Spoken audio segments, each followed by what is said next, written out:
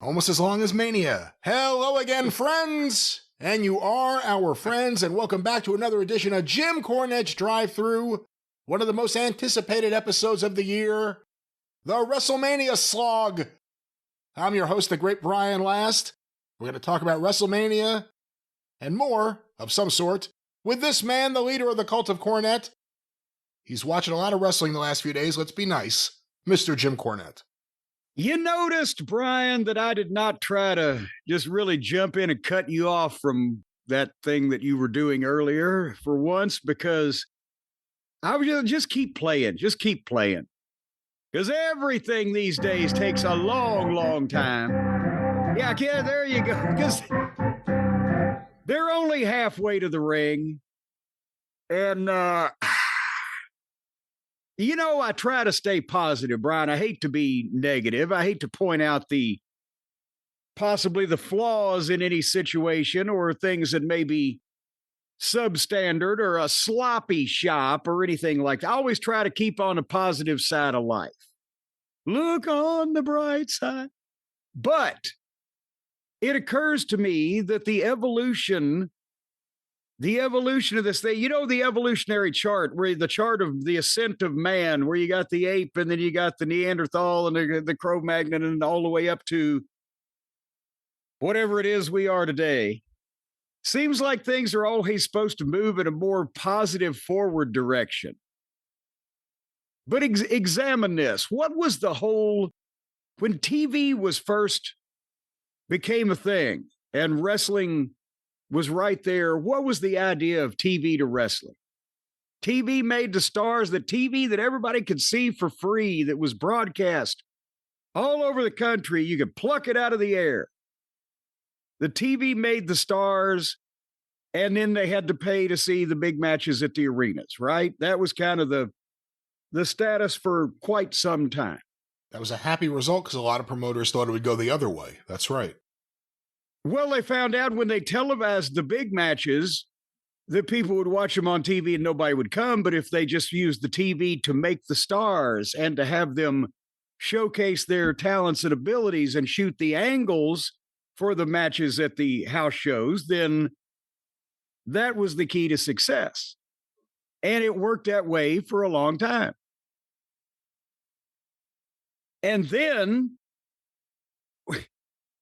they said, well, the TV show's just having the, regular old bums against the stars. That's kind of boring. Setting an angle every once in a while. So we'll jazz up the TV, but it's still free TV that everybody can see, but we'll give them kind of competitive matches, but we'll make them shorter, and they still got commercials. And then when wrestling went to cable, I think it was my first cable package when I moved to Nashville in 1982.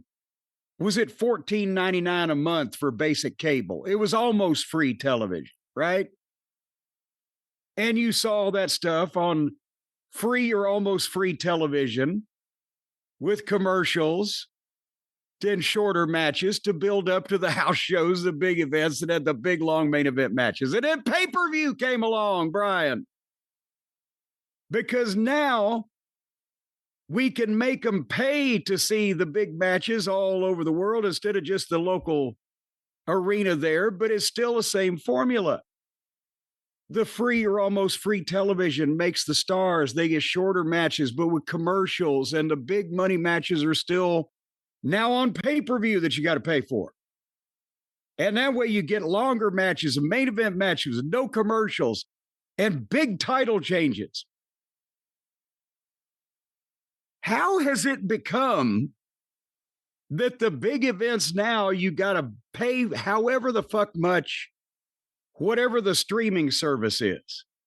And then you've got to fucking find it and either purchase it or already have the streaming service or whatever. And you get to see the big event, which has the same matches pretty much as you get on television, the same length pretty much, except for the main events, that you get on television, with longer entrances and more commercials, just not in the middle of the match.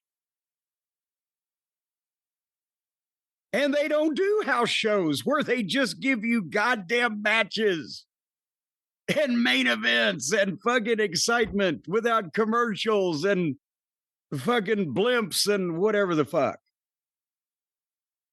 And for the people who are going to see these live, as we've mentioned many times, they're paying multiples of hundreds of times what they used to pay to see the show with all the matches and all the excitement and no commercials and all the action of boom, boom, boom.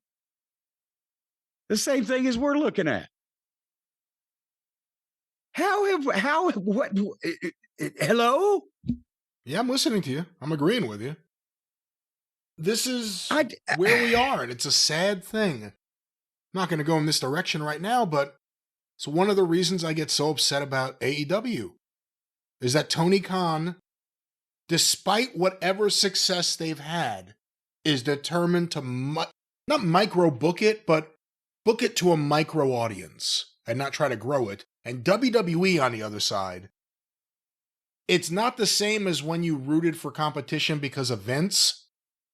Now you're rooting for competition to break up the trust.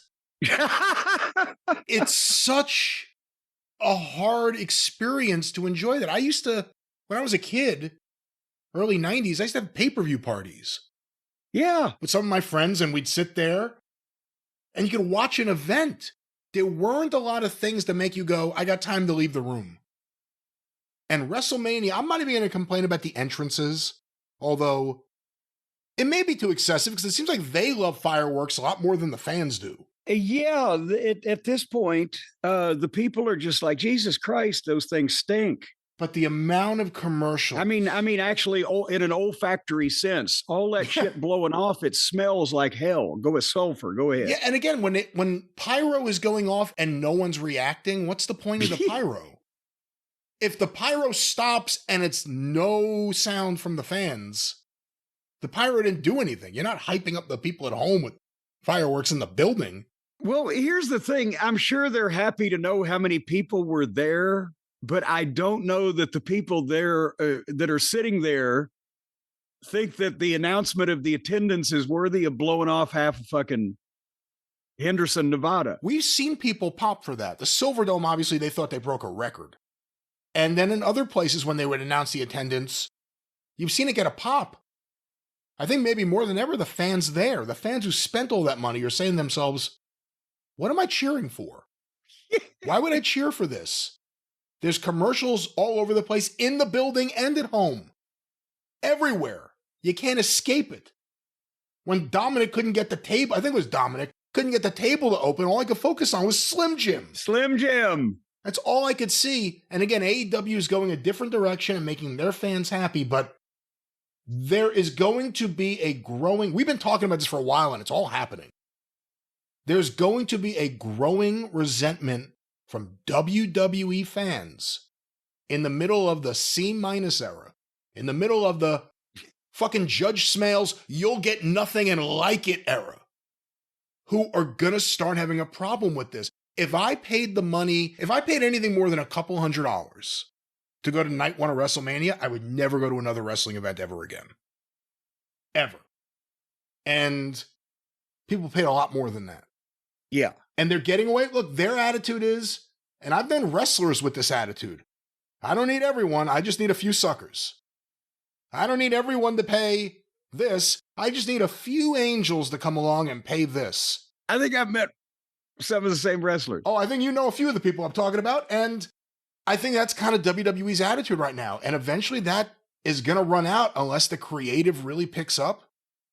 And I don't think there was much people saw at WrestleMania that made them think that the creative is suddenly going to get better. They have some future stars on the horizon, more than they have in a long time, in terms of Obafemi, Javon Evans, Trick Williams, Braun Breaker. Like, the next generation is right in front of us, and it looks like they've really developed these guys well. But the formatting of the show, let alone the pay-per-views, the amount of commercials, you brought up the things that work to get people to watch wrestling in the past. The lack of even if it's not a local promo, personality promos to get the people, the person over more than just doing in-ring 5-minute back and forth scripted segments. It helps better. And the other thing I'll say is this, with the TV show, they've got this attitude, started under Vince. We have to do the backstage stuff, or we can't just have matches. Those are the things they used to do on those old wrestling shows. That's old wrestling. Yeah, it worked. It fucking worked. Maybe not at these prices, but they didn't have this kind of economy back then. I'm sorry, I'm going off again. Well, here, that's what you brought up, and I'll respond with two things. First, easily, the thing is, with all the new talent that you mentioned and the future stars, they're going to be great. But the problem is are those future stars going to be affordable for the fucking audience? Or are the future stars going to be the Maserati that most people would love to drive and can't afford? And secondly, this is not good for the business. I mentioned a week or two ago on one of the shows here that it wasn't Tony upping the price structure because he's got no pressure to make money is not good for the wrestling business. It's good for the business of those guys that are either in the WWF or AEW. The WWE fans that get turned off or that say, fuck, it's too expensive or it's boring or it's whatever, they're not going to suddenly turn to AEW. Many of them do not still know that it exists and wouldn't give a shit about it. They're just going to go away. Which is what happened with the WCW fans. When WCW folded up, then the last, old NWA Crockett Southern contingent of fans said, well, fuck it. Well, the same thing here. If WWE loses fans, that doesn't mean AEW is going to get them, because AEW is still giving you 45-minute long wrestling matches with the most ridiculous, redundant, fucking phony fucking action that you can possibly see, and with no stars. When they get stars, they somehow make them unstarry. And no logic, and no fucking structure and direction, and no marketing machine. These people don't want to see a goddamn bunch of nobodies that look like children performing video game wrestling. They like the WWE stars. They just either want to be able to afford them or to see more of them than somebody said, and we'll get to the actual shows. There's been various people out there doing math. I think the entrances were 15 minutes shorter than the actual match time. Or somebody said the commercials exceeded or equaled the match time. It's just... And some of it is just visually as ridiculous in some cases when they try to get cute as AEW is when the children get to do their shit. And these are grown fucking adults. And, I'll give Tony Khan credit. And, you kind of hit the nail on the head. WWE fans, the average WWE fan either doesn't know AEW exists or doesn't care. And I was talking to my sister the other day because she works with some wrestling fans and she's started watching it because they watch it. They all talk about it. And I said, what about AEW? It was like a dismissive nod. Like, And it wasn't for any reason. It wasn't like she saw it and rejected it. It wasn't like she saw Orange Cassidy was offended. It was just, it's not WWE. And that's a scary attitude to think that people have, but that's the reality of it. That's what WWE is built. That's the monster. There's still people that think it's WWE or there's nothing. There's the NBA, and then there's the guys playing at the park. That's what people think. So AEW does have that kind of thing to get over, and the problem is if they ever got Hall and Nash, which is the kind of thing they need for the attention, they wouldn't know what to do with it. Tony has had 7 years now practically and spent probably $1 billion, whatever he's taken in against that at this point to do that. And then they're still where they are. But what I was going to give Tony Khan credit for is you ever see him do interviews, he lies the way a promoter lies, but he does it in a way that makes him endearing to his fans. He has mastered the point that sincerity is the key, and once you learn to fake that, you've got it made. There's an earnest disingenuousness to him. Yeah, you see Nick Khan and Paul Levesque interviewed. If Paul Levesque is talking about the business of WWE, I just saw something with him and Shawn Michaels just talking about developmental and everything, and I was like, man, considering who these two guys are, this is like the most down-to-earth thing I've ever seen them do. And I've also seen Paul Levesque do interviews where he's like, just be a fan. Just stop complaining. Don't be a critic. Be a fan. He wants everyone to be Pete Rosenberg. Just a fucking fluff boy suck-ass who loves everything and toes the company line. He wants the fans to be that. And that ain't going to happen. Tony does have the endearing, childlike, and you can get, if you're not in the wrestling business, or if you're just a fan and you don't care about the inside of the business, you can watch Tony and go, hell yeah, hey boy, that's great. He loves this shit. And again, you see Nick Khan interviewed. And if you're rooting for WWE, you're like, yeah, this guy's serious. This guy's the real deal. And if you're just paying attention to what he's saying, the attitude, which is, they'll be there. We can do whatever we want. The fans are going to be there. We're going to do this. We're going to make all this money. Everything's great. They don't care right now about anything except getting TKO as much money as possible to pay down the debt and do whatever else they're planning. But this is the least fan-friendly period of time. They're hyping it up. They got Club WWE. We'll talk about it during the pay-per-view. If you've got disposable income, they've got seats all over the place they can put you in. You could do anything. We'll talk about that later.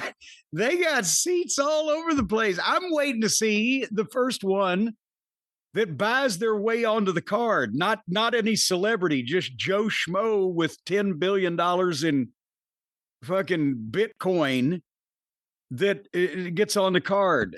It could come up. But because the state of things right now is pretty, not dire or sad. I mean, it's interesting. What's going on behind the scenes is more interesting than a lot of the things that are happening on camera, but the future doesn't look too bright right now for wrestling, to me. Not saying it's going to go away. Wearing my shades. Not saying WWE is going to stop making money and go away, but the quality, they have shifted to a different kind of fan base they're appealing to, and it's one that just wants to spend. What I was saying before, I'll close with this. They got Club WWE. They got their deal with their other company in the TKO umbrella On Location. They've got fans buying seats at the commentating table. With all that said and done, it's the least fan-friendly time in the history of WWE. Think about that. Well, and here's one thing, whether anybody likes it or not, give the devil his due, and I'm not talking about MJF. Vince was more fan-friendly. Ultimately, at the end of the day, Vince was more fan-friendly than this environment because he still had his roots in the old days when you had to not only appeal to the masses, but be able to the masses be able to come to you and afford to get in and etc. And these people were not around then. They've been taking people's money on a bigger scale than wrestling promoters for years. The fucking Hollywood bunch and the various agents. So they were not around when Vince still knew somewhere deep in his heart these people have to be able to afford to get in. Vince McMahon was a concert promoter too. So he understands pleasing fans at all different levels. Not to say that his creative was always doing that, but I think that was his intent a lot of the times. What do you think Vince McMahon thought? I'm assuming he watched WrestleMania. It's WrestleMania. It ain't SummerSlam. It's WrestleMania. I'm assuming he watched it. What do you think he thought, having the same experience we did? I'm thinking that he is conflicted because the businessman in him cannot deny the money, the revenue, etc., the scale, blah, blah, blah. So he's got to be in his head recognizing that. And at the same time, there's the element in him of all the things I just mentioned, but goddamn, goddamn pal, Oh, whatever. They should have done this and they should have done where he would have micromanaged it and had his own spin. So he's completely, in his mind, rebooking and or reorganizing the show, or goddamn, the fucking entrance is too long. I need to get to the action, or the goddamn, they should have had a better entrance, or he's tearing it apart in his head is what he would have done. But he's also putting it over because he realizes this is the ultimate. Maybe he realizes it's gone too far. This is the ultimate child of his vision. He sold the sizzle, not the steak. Now, all you get is the sizzle and the smell, and they never give you the steak. No, they start showing you aerial shots of the restaurant next month that they'll be Yes. at. The steak will be here next month. Will you be able to catch it? You'll see it as it's carried by. In the middle of the show, all of a sudden they have aerial shots. Here's where we are next time. Well, you're here now. How do you have a drone everywhere? I mean, I don't know about worrying about the government surveilling us. I think we ought to worry about fucking WWE production department keeping an eye on us from the sky. It's that Leaf Fitting. He's the problem. But we'll talk more. We have a lot of WrestleMania and a lot of wrestling to talk about. But Jim, before we go too much further here on the show, Cornette's Collectibles at JimCornette.com. Always great stuff there for the fans. Yes, there is. And if you are one of the fans who has ordered some of my ring-worn and ring-used items, the eyeglasses and ties and shoes have already been packed up and in the hands of the feather bottoms and should have been already shipped by now, as a matter of fact. And just shortly after that will be coming the jackets, the pants, and the suits, and we're all caught up on that. And you can still get books and DVDs and T-shirts and autographed and various sundry items, all at JimCornette.com. Just click on collectibles. And big news coming up as soon as we finish with all of this news, and May comes along where there's no news. And then we'll have news. Stay on top of the news at JimCornette.com. Jim, let's head to Vegas for WrestleMania 42, aka WrestleMania commercial break. We will be right back. Night one had some big matches. Let's get to it. Well, now they were on, the first hour was also on ESPN2, not ESPN also, but ESPN2, the secondary ESPN. And they were on the theory that they would get people to then immediately go over to the ESPN app, which I still have to, however, I got it on my, well, Stacy got it on my TV. I got to click on Disney. And somehow then it's there. I don't know what the fuck. It's like a goddamn Easter egg hunt.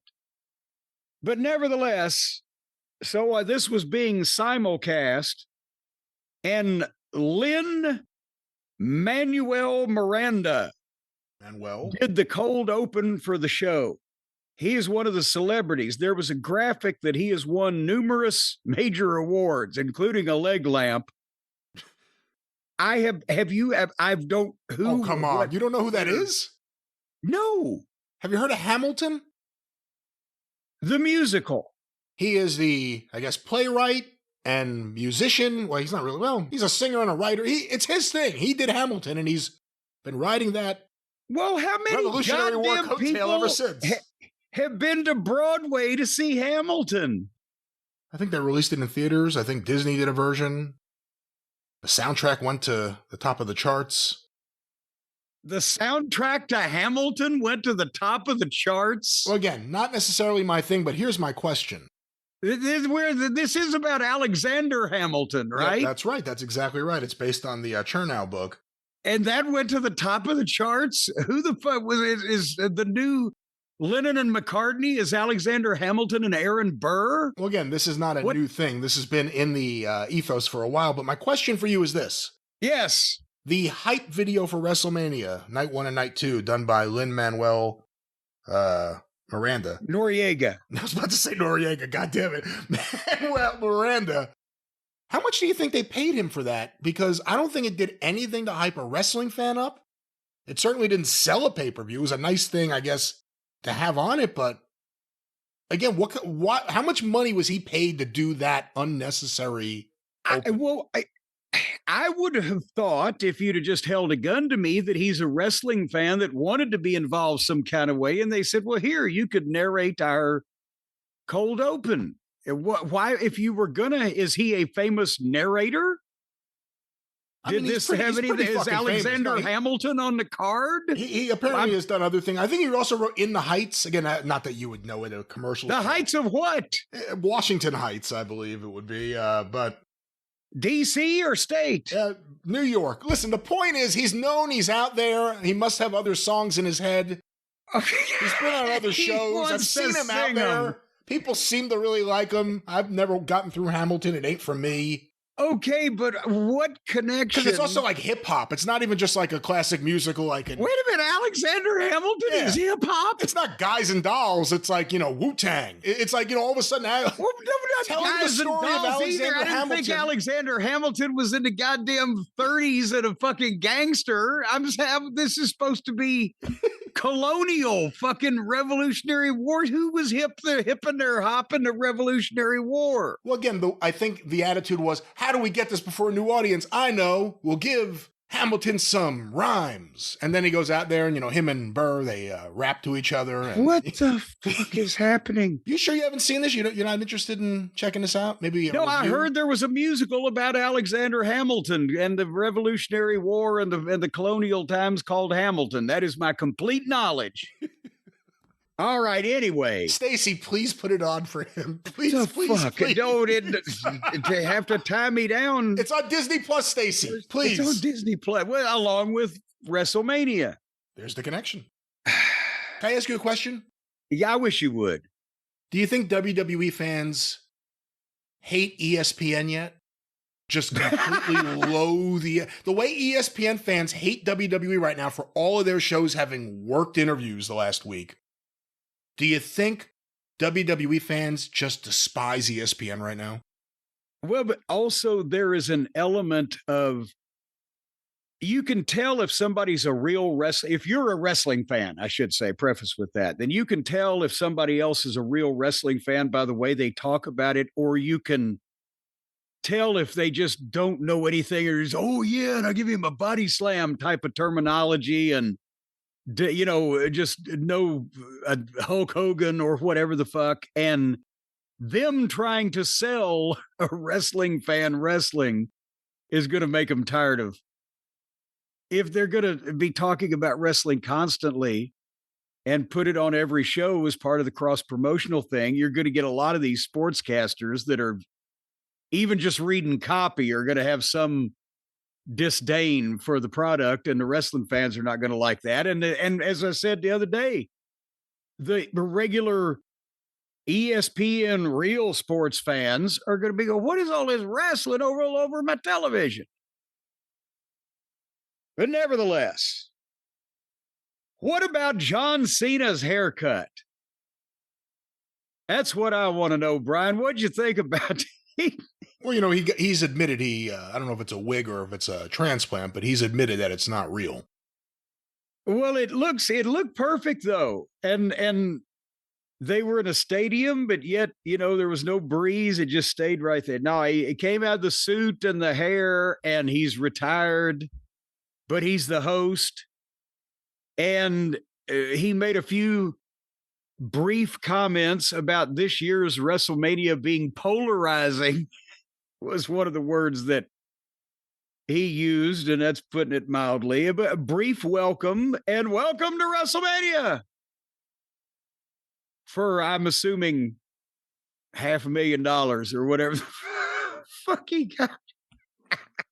I really wish John Cena was poor and broke, because he'd be the greatest ring announcer ever. I could see why he gets so much work for voiceover stuff. He has a great voice. Oh, yeah. Well, I mean, that's the thing. He can do everything, but it's just amazing, the finances and the financial world that we live in today.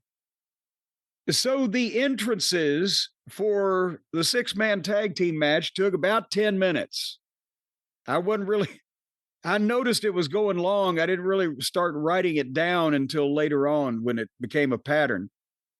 But the 6-man was the Usos and LA Knight against Logan Paul, Austin Theory, and I Show Speed. And it's obvious the young man is athletic. And actually, if they were to train him, which is the problem, he would probably take to wrestling very well based on the way that he moved around in the ring, in my opinion, to begin with. But I don't know whether this was like they couldn't decide whether they wanted him to work like a cowardly manager type in over his head or do the goddamn most impressive physical feat of the match. Do you see this is a dichotomy, a paradox, a fucking conundrum. He's in really good shape. He's obviously athletic, and he did a great job of selling that he was frightened at everything he did in this match. Until he did the most death-defying fucking thing.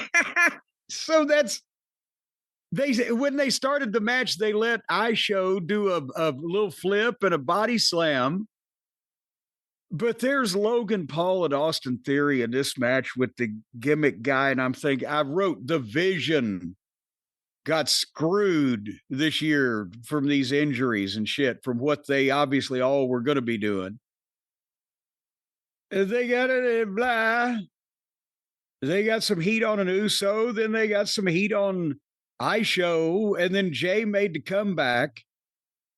And some way or another, I Show shoved LA Knight away from him into Logan Paul, and then Theory got mad at I Show for knocking Logan Paul off the apron with LA Knight.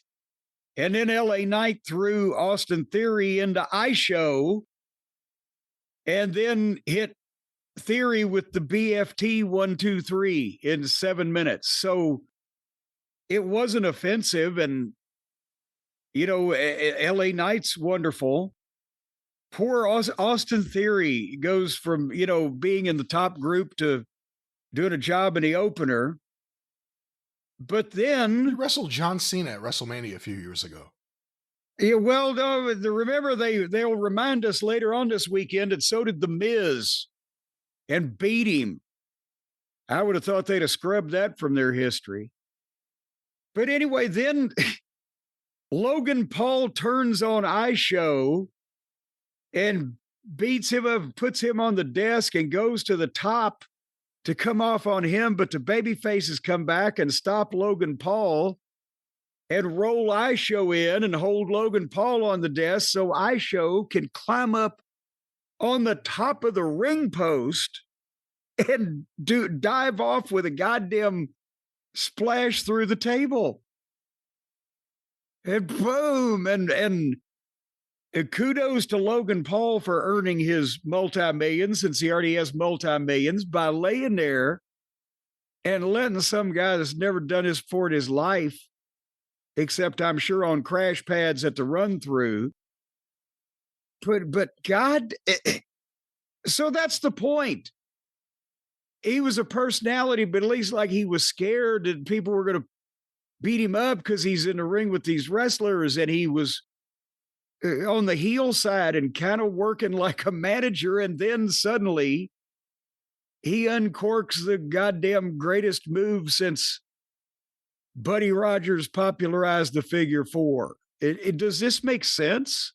Or does this show that any athletic young kid can do shit that these supposed main event wrestlers that make millions can do?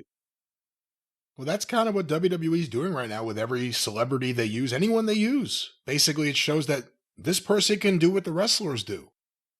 Whether it's in the ring or going through a table. We'll talk about the main event a little later. Because it's fun. And as far as it's fun for them. What this was and why they did it, this was the beginning of a night of, well, that was an interesting way to do this. I'm not exactly sure what the whole point of it was. I know I Show Speed has a huge social media following.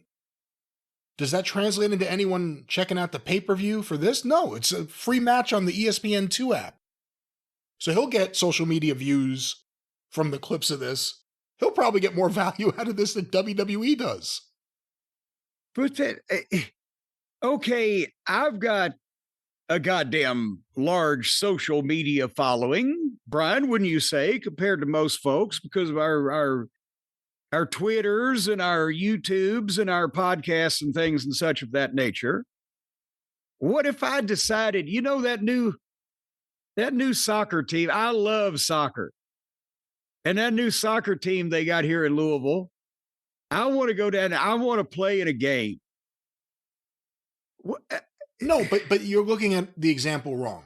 Imagine you're doing everything you're doing right now. You have all the success you're having right now. YouTube, social media, advertising, everything. Everything's exactly the same. Yada, yada.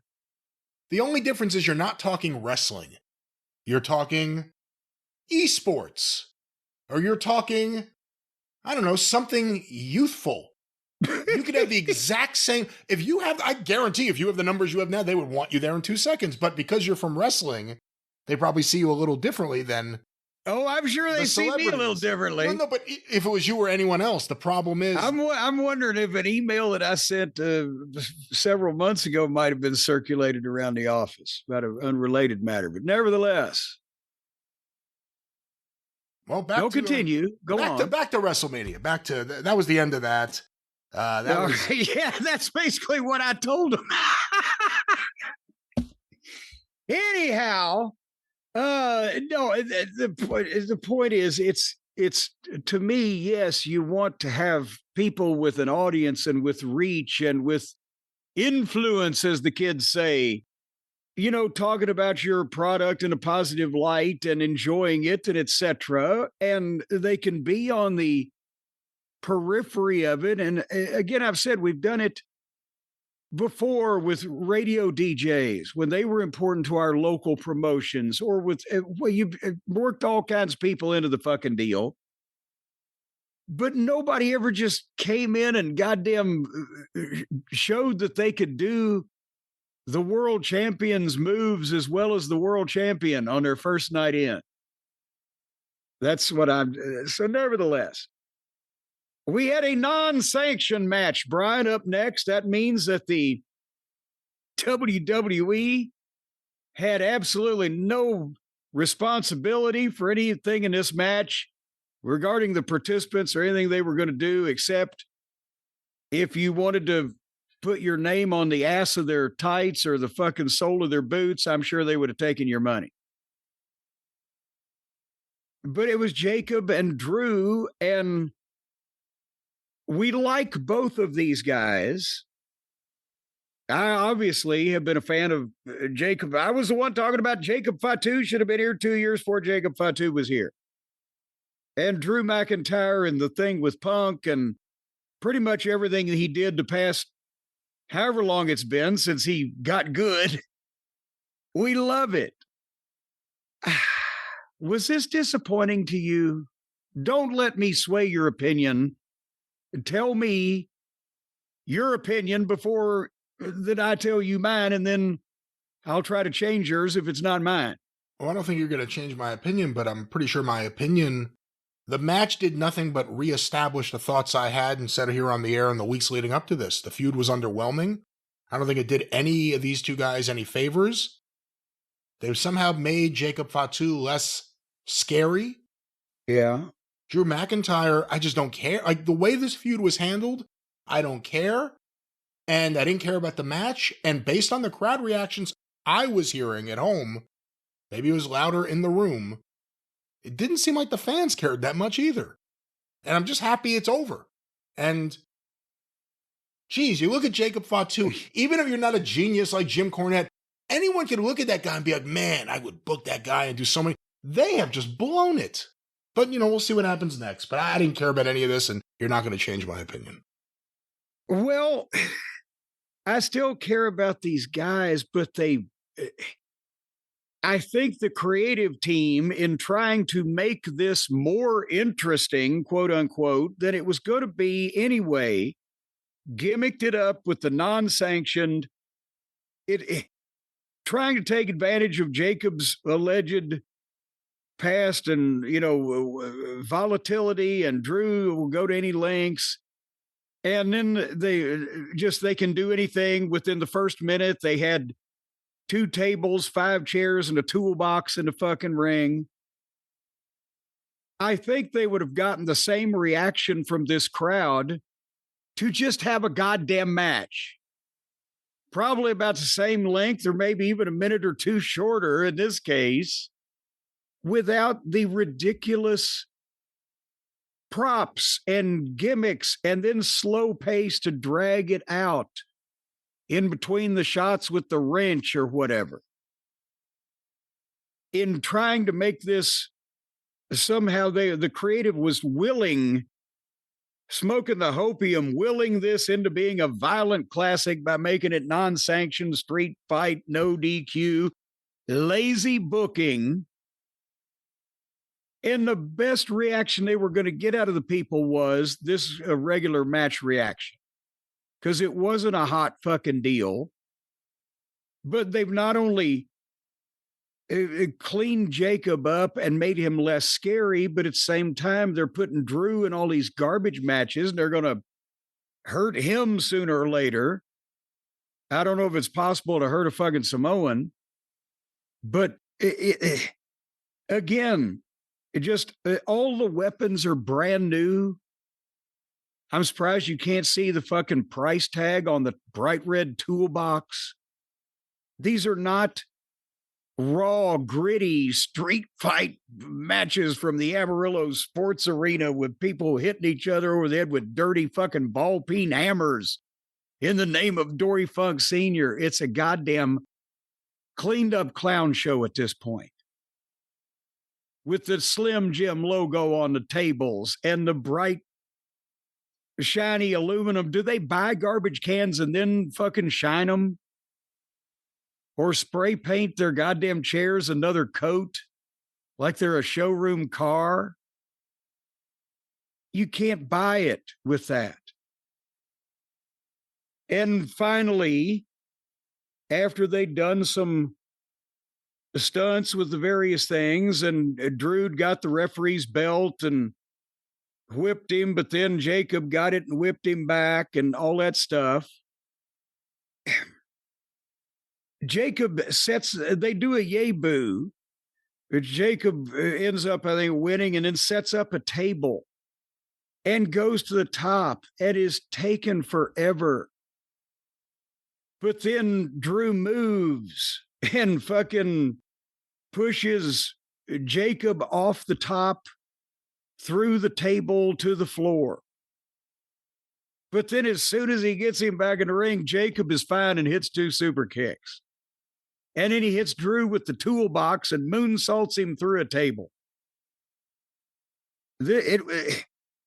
Except for the fact these guys look a lot better and are a lot bigger and meaner and more established, this could have been an AEW. It's just indie, blah, in my opinion. Same as the other bullshit that we see every week. Well, that's right there the issue. This was no different than something you would see on Raw, SmackDown, or AEW. But just talking about WWE TV, these matches don't stand out much from the everyday occurrences at this point, which makes you question why even do it. If the fans aren't going to pop the way they used to for the things they've already seen in the past, they just had a guy go through the table in the first match right before this. Right before the street fight, they had some guy create carnage right out there. So. Well, and that's another thing. How much sympathy can you have for this 280-pound tattooed Samoan from the streets of fucking wherever his bad neighborhood is when I Show Speed, 100 pounds lighter, came off the same top rope and crashed through a goddamn table? And if you're gonna hype up the criminal past of Jacob Fatu and use it, why wouldn't you have done this when he was a heel first? Really hype it up that this guy's unhinged, he's a criminal. And then he turns babyface. Not, he's a babyface, so now let's go deep into his past. Yes, but that's why I said remember the original Fatu when he was making a difference. Out there with his goddamn fucking colored jacket and his finger signs and everything. How's that making a difference stuff working for you, Fatu? You know, the kids just aren't listening to me. I'm thinking about just showing them my ass. Yeah. That'll make them listen. All righty. Well, that was hour one right there, Brian. The free hour. The free hour. Well, it's free if you get the ESPN thing through Disney, if you have it on your cable system that you pay for in some other way, but elsewise you have to pay separately for it. But you didn't have to pay for this because it was on ESPN2, except you have to pay for ESPN2, which is not on basic cable, so you have to have a cable package anyway. So they're sending you from one cable package to the other cable package, but one way or another, you end up on top of their package. It's crazy. I saw some fan post earlier. I forget where I saw it. Someone said, I pay $20 a month for Netflix, which is obviously more than just wrestling, but you get Raw. And now I have to pay $30 a month for ESPN to watch this because his cable company, I guess, didn't offer it. That's $50 a month to watch Raw and ESPN's WWE coverage. That doesn't even count SmackDown on USA. That's $50 a month to be a WWE fan in the States. If you get the $20 Netflix package, $50 a month to see your wrestling. Well, but now to be fair, it used to cost you $50 a month for the pay-per-view. But the pay-per-view actually gave you more wrestling than you saw on all 4 weeks of the fucking TV preceding it. There were sponsorships, but your payment kind of covered the lack of commercials that you would see on these events. Yes. And now it's just, there's pretty much, I mean, you may have timed it actually, you've done this kind of thing. What would you say, 10 minutes between every match minimum between commercials and, not counting entrances, commercials and setups? 10 minutes? Oh, yeah. No, yeah. Besides the entrances and the exits, 10 minutes or sometimes more if they have some type of video package or skit or whatever to do. And that was one of the things about, I was formatting the WCW pay-per-views in the very early days of us doing those pay-per-views, as you will recall. And I think it was it a pay-per-view format? No, it was a Clash of Champions format I reprinted in the Midnight Express scrapbook. But nevertheless, that was part of the problem that we had when we tried to do it. And I mean, obviously, I wasn't doing them by myself without any input from, I don't know, like Ric Flair, the booker, but I was the one writing it down on paper and timing it. And that was the thing. You had to figure out a way that you went somewhere from the match so that the guys could get out of the arena and not cross paths in the entranceway. You had to go somewhere just long enough to get them out of there so you could start the next match. So there was, a backstage interview for 45 seconds so they wouldn't cross into fucking aisle. And otherwise you were bam out and bam right back into the next thing. A minute and a half, maybe. AEW. See, it screws me up when AEW has a pay-per-view and I get the end of a match I've watched. I'm like, all right, I'm going to run out back or something. And then the next match is like ready to start right away because they're trying to get as much as they can into their 8-hour window, whatever it is that TV has. Yeah. But it's nonstop. Like there's no breaks between the matches. It's match, well, match. You see the complete diverse approach of the thing is that when that's the case and remember our pay-per-views were 2 hours and 50 minutes and structured from preliminary up to main event, kind of traditionally. So you knew what was coming up. But with these, the AEW approach is it's going to be 4 to 5 hours and all these matches are going to be endless, 20 minutes, 30 minutes, 45 minutes on top. And they're going to be repetitive and redundant and everybody's going to do everything. And by the time, you get through it, most people would be numb if they can make it through it. Whereas you're numb at the end of AEW, you're asleep at the end of the WWE. Which is why that I wish if Tony was going to spend $1 billion, start a wrestling company, he might have done a better job of it so we didn't have to make these choices.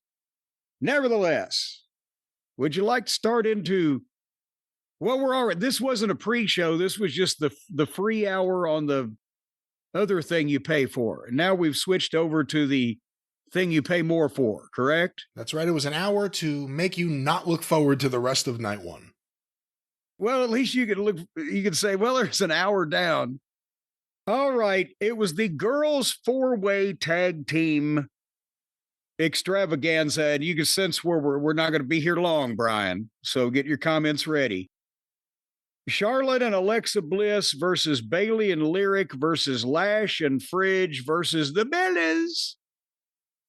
But when the Bellas came out, they've been talking about it for a few weeks now. Nikki apparently rolled her ankle, hurt her ankle, did something to her ankle. She's in a walking boot, and the crutch appeared to be somewhat of a work for the sake of it because she wasn't dependent on it much. She's really been hurt, but she couldn't wrestle on it, but I don't think she's at a point where she needed the boot and the crutch, didn't seem.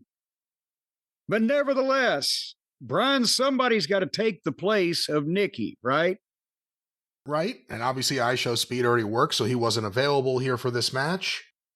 But we got a big return from someone who we saw the big return from in another company a few years ago, and you know what? Whatever you want to say, and you'll say it all, I felt really happy for her. I don't know why I get the feeling. I'm like, man, I'm so happy for her.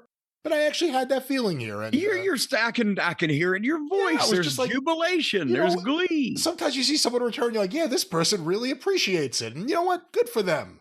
I don't know if I want to see her wrestle, but I'm happy that... Well, yeah, we've established that. But no, in all honesty, because the thing is, she had 2 strikes going against her in that I don't know how many years ago it was, with her neck injury, they had pretty much, I don't know, forcibly is the right term. They retired her. They said, well, we're not going to let you wrestle anymore. So they retired her from their company.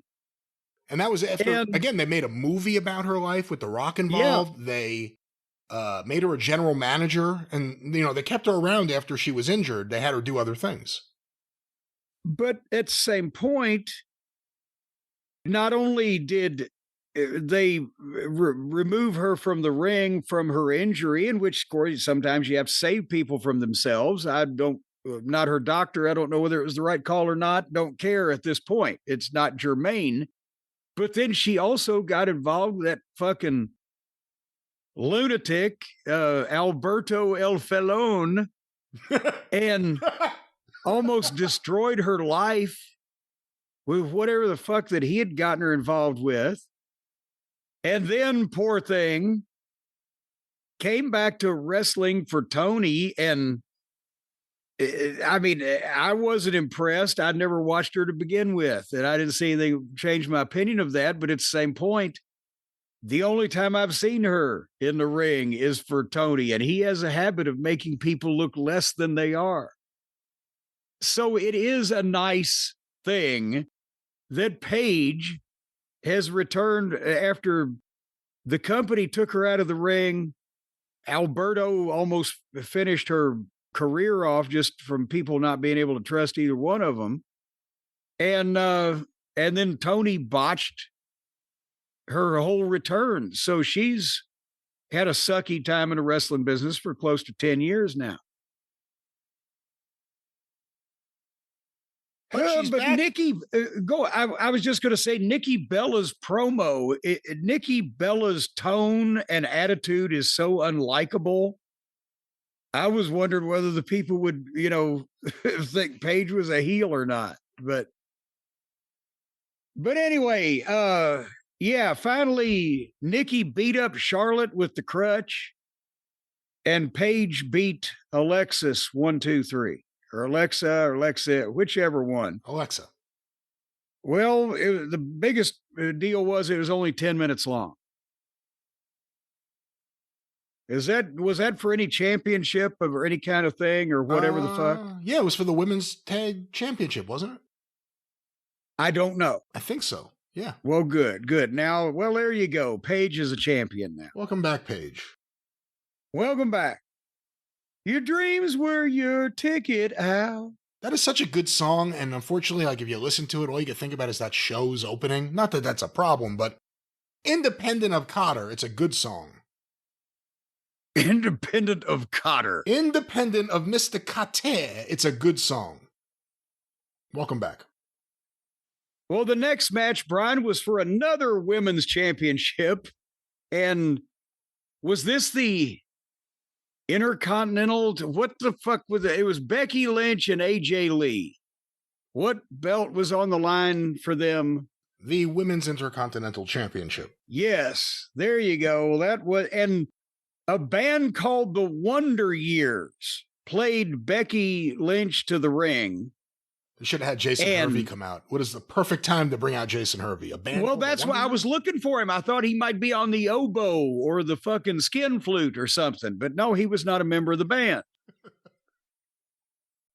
But then AJ came out with about 15 little girls dressed like her, all with their gimmick world title belt and blah, blah, blah. And I kind of skipped ahead, Brian. I thought I was going to skip ahead just, about 10 minutes to see what was going on. And I found out that was pretty much it. So I backed up a little bit.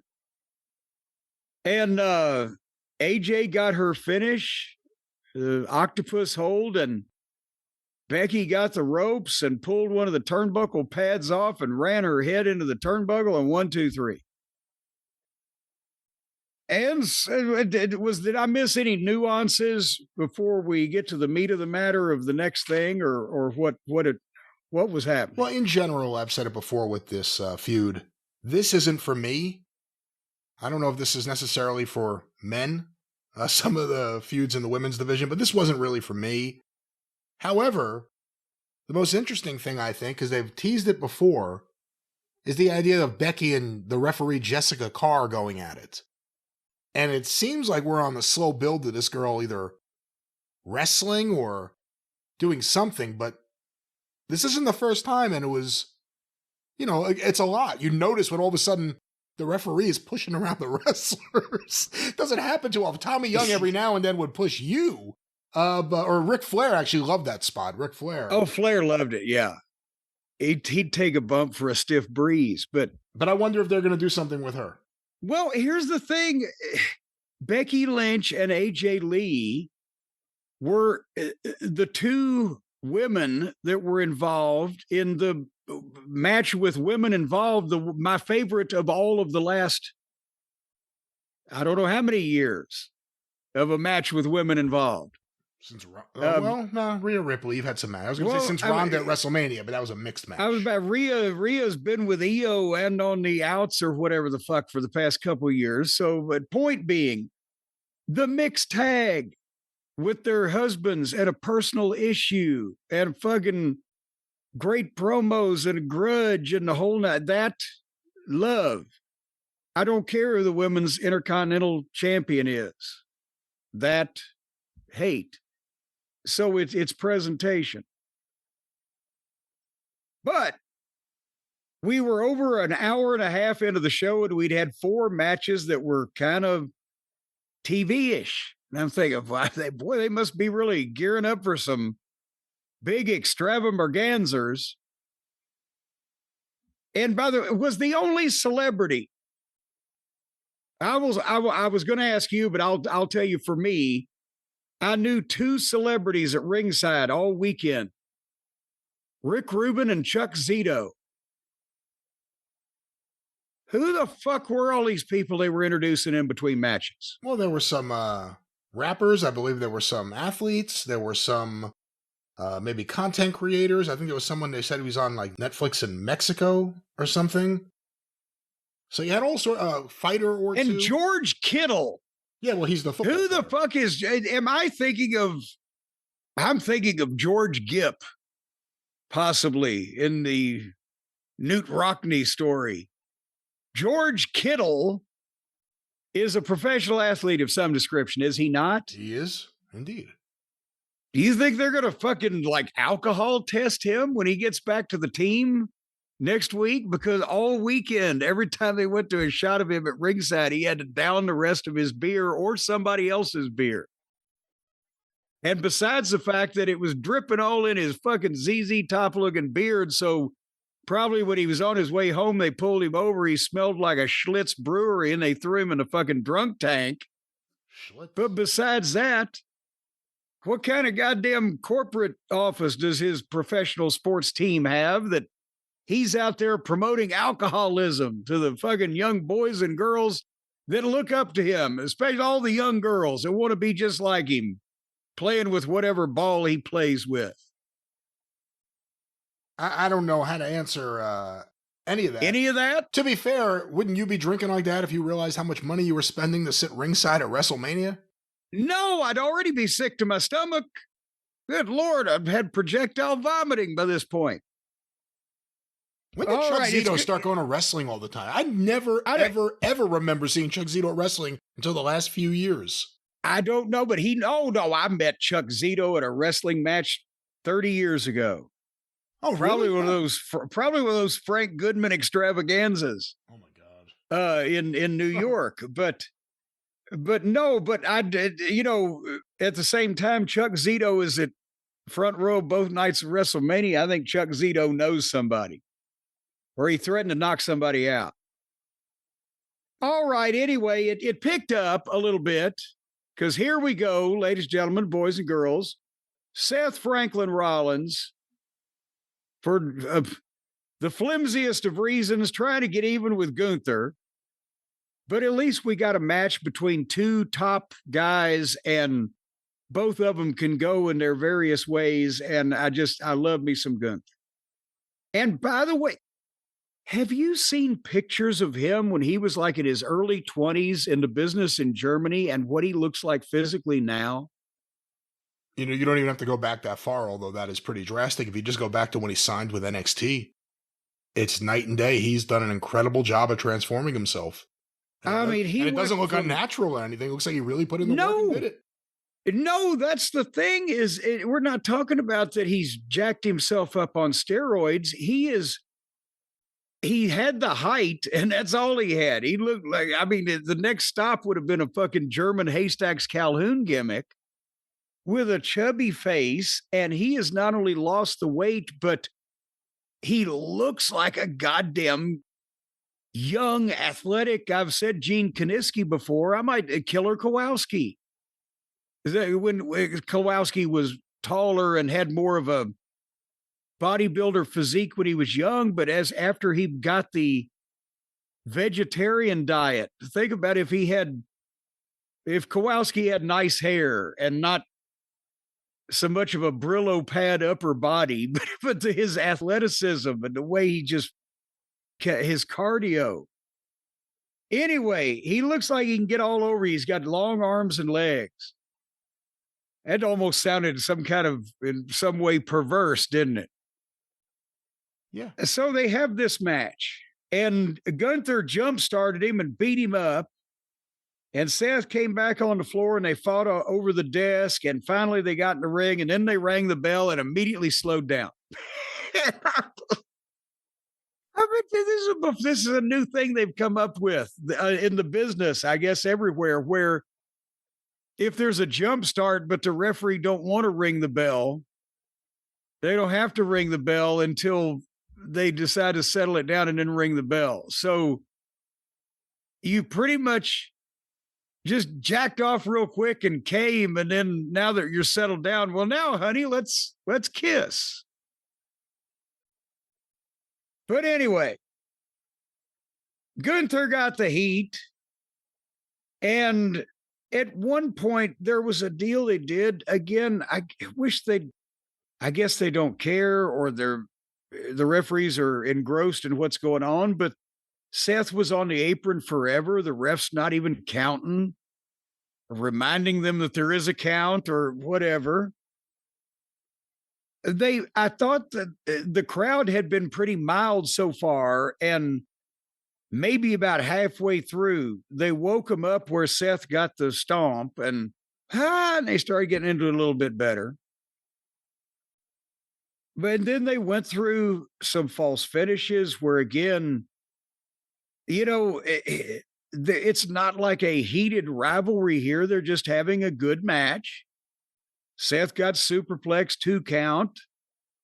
Seth got a big pop with getting Gunther's sleeper, but Gunther got the ropes, and Seth did the dives, and And then finally they did the deal where Seth hit a pedigree on Gunther through the desk and then a stomp on the desk. But by now they'd been out there. Well, I'm thinking count outs again. The same thing we blister AEW about.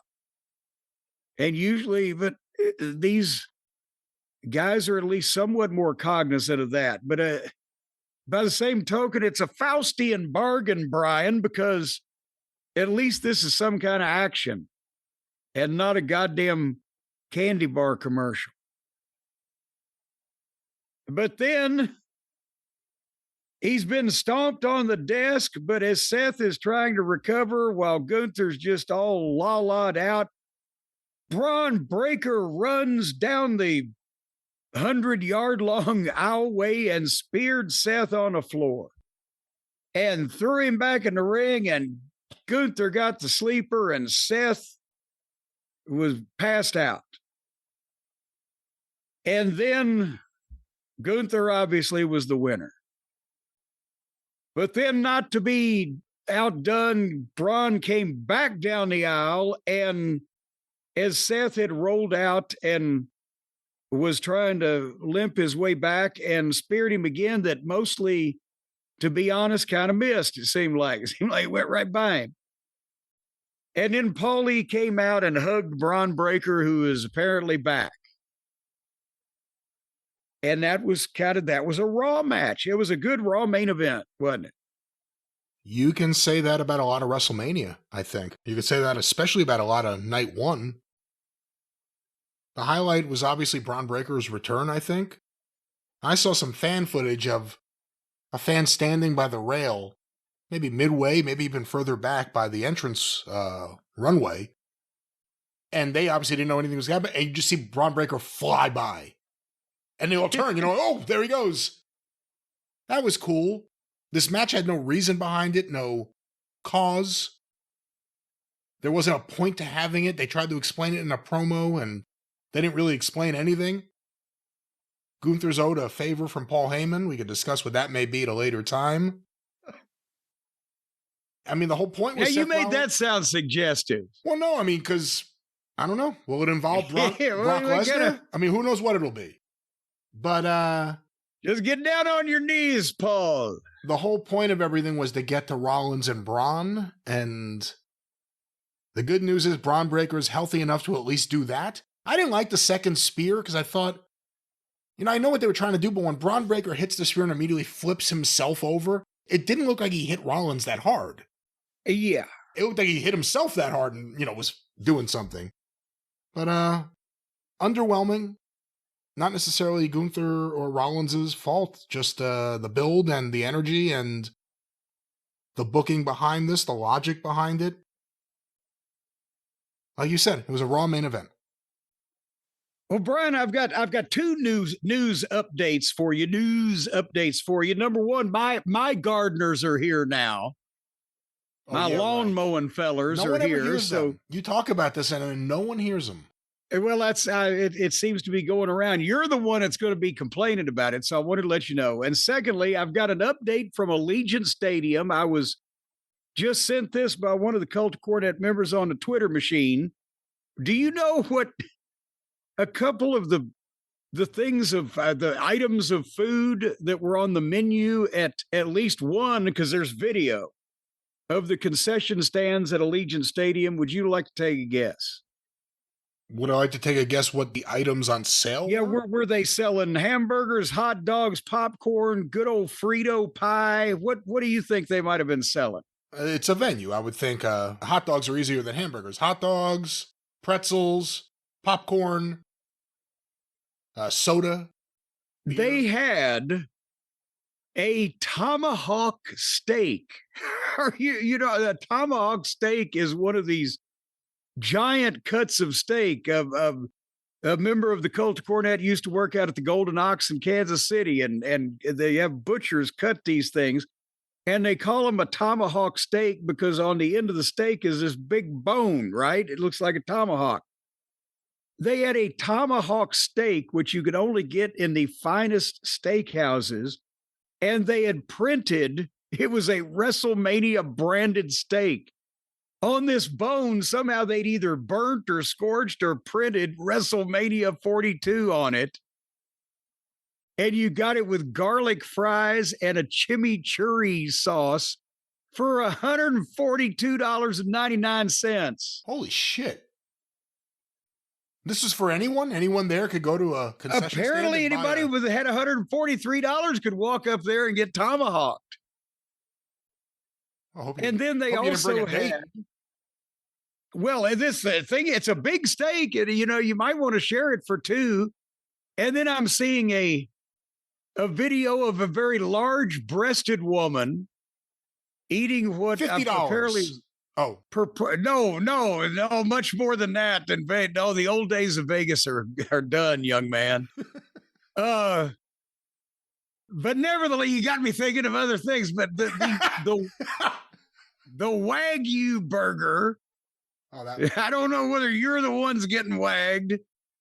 The Wagyu burger is $43 at the concession stand there. And then they also had something that looked like a fucking hamburger with a hot dog in it with a skewer stuck through it with a chicken finger on top. I don't know what's going on. I'd like to investigate that, but not for between $40 and $140 fucking dollars.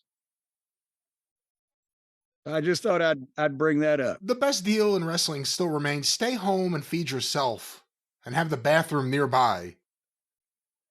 I ordered Katz's. I had it sent here so that it would be delivered. So I had Katz's hot dogs and some pastrami.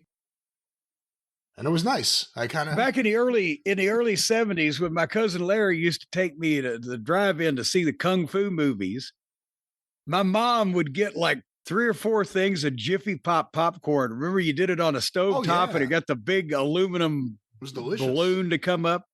She'd pop about 3 or 4 of those and dump them in a garbage bag and give us a few soft drinks. And that way we didn't even have to go to the concession stand.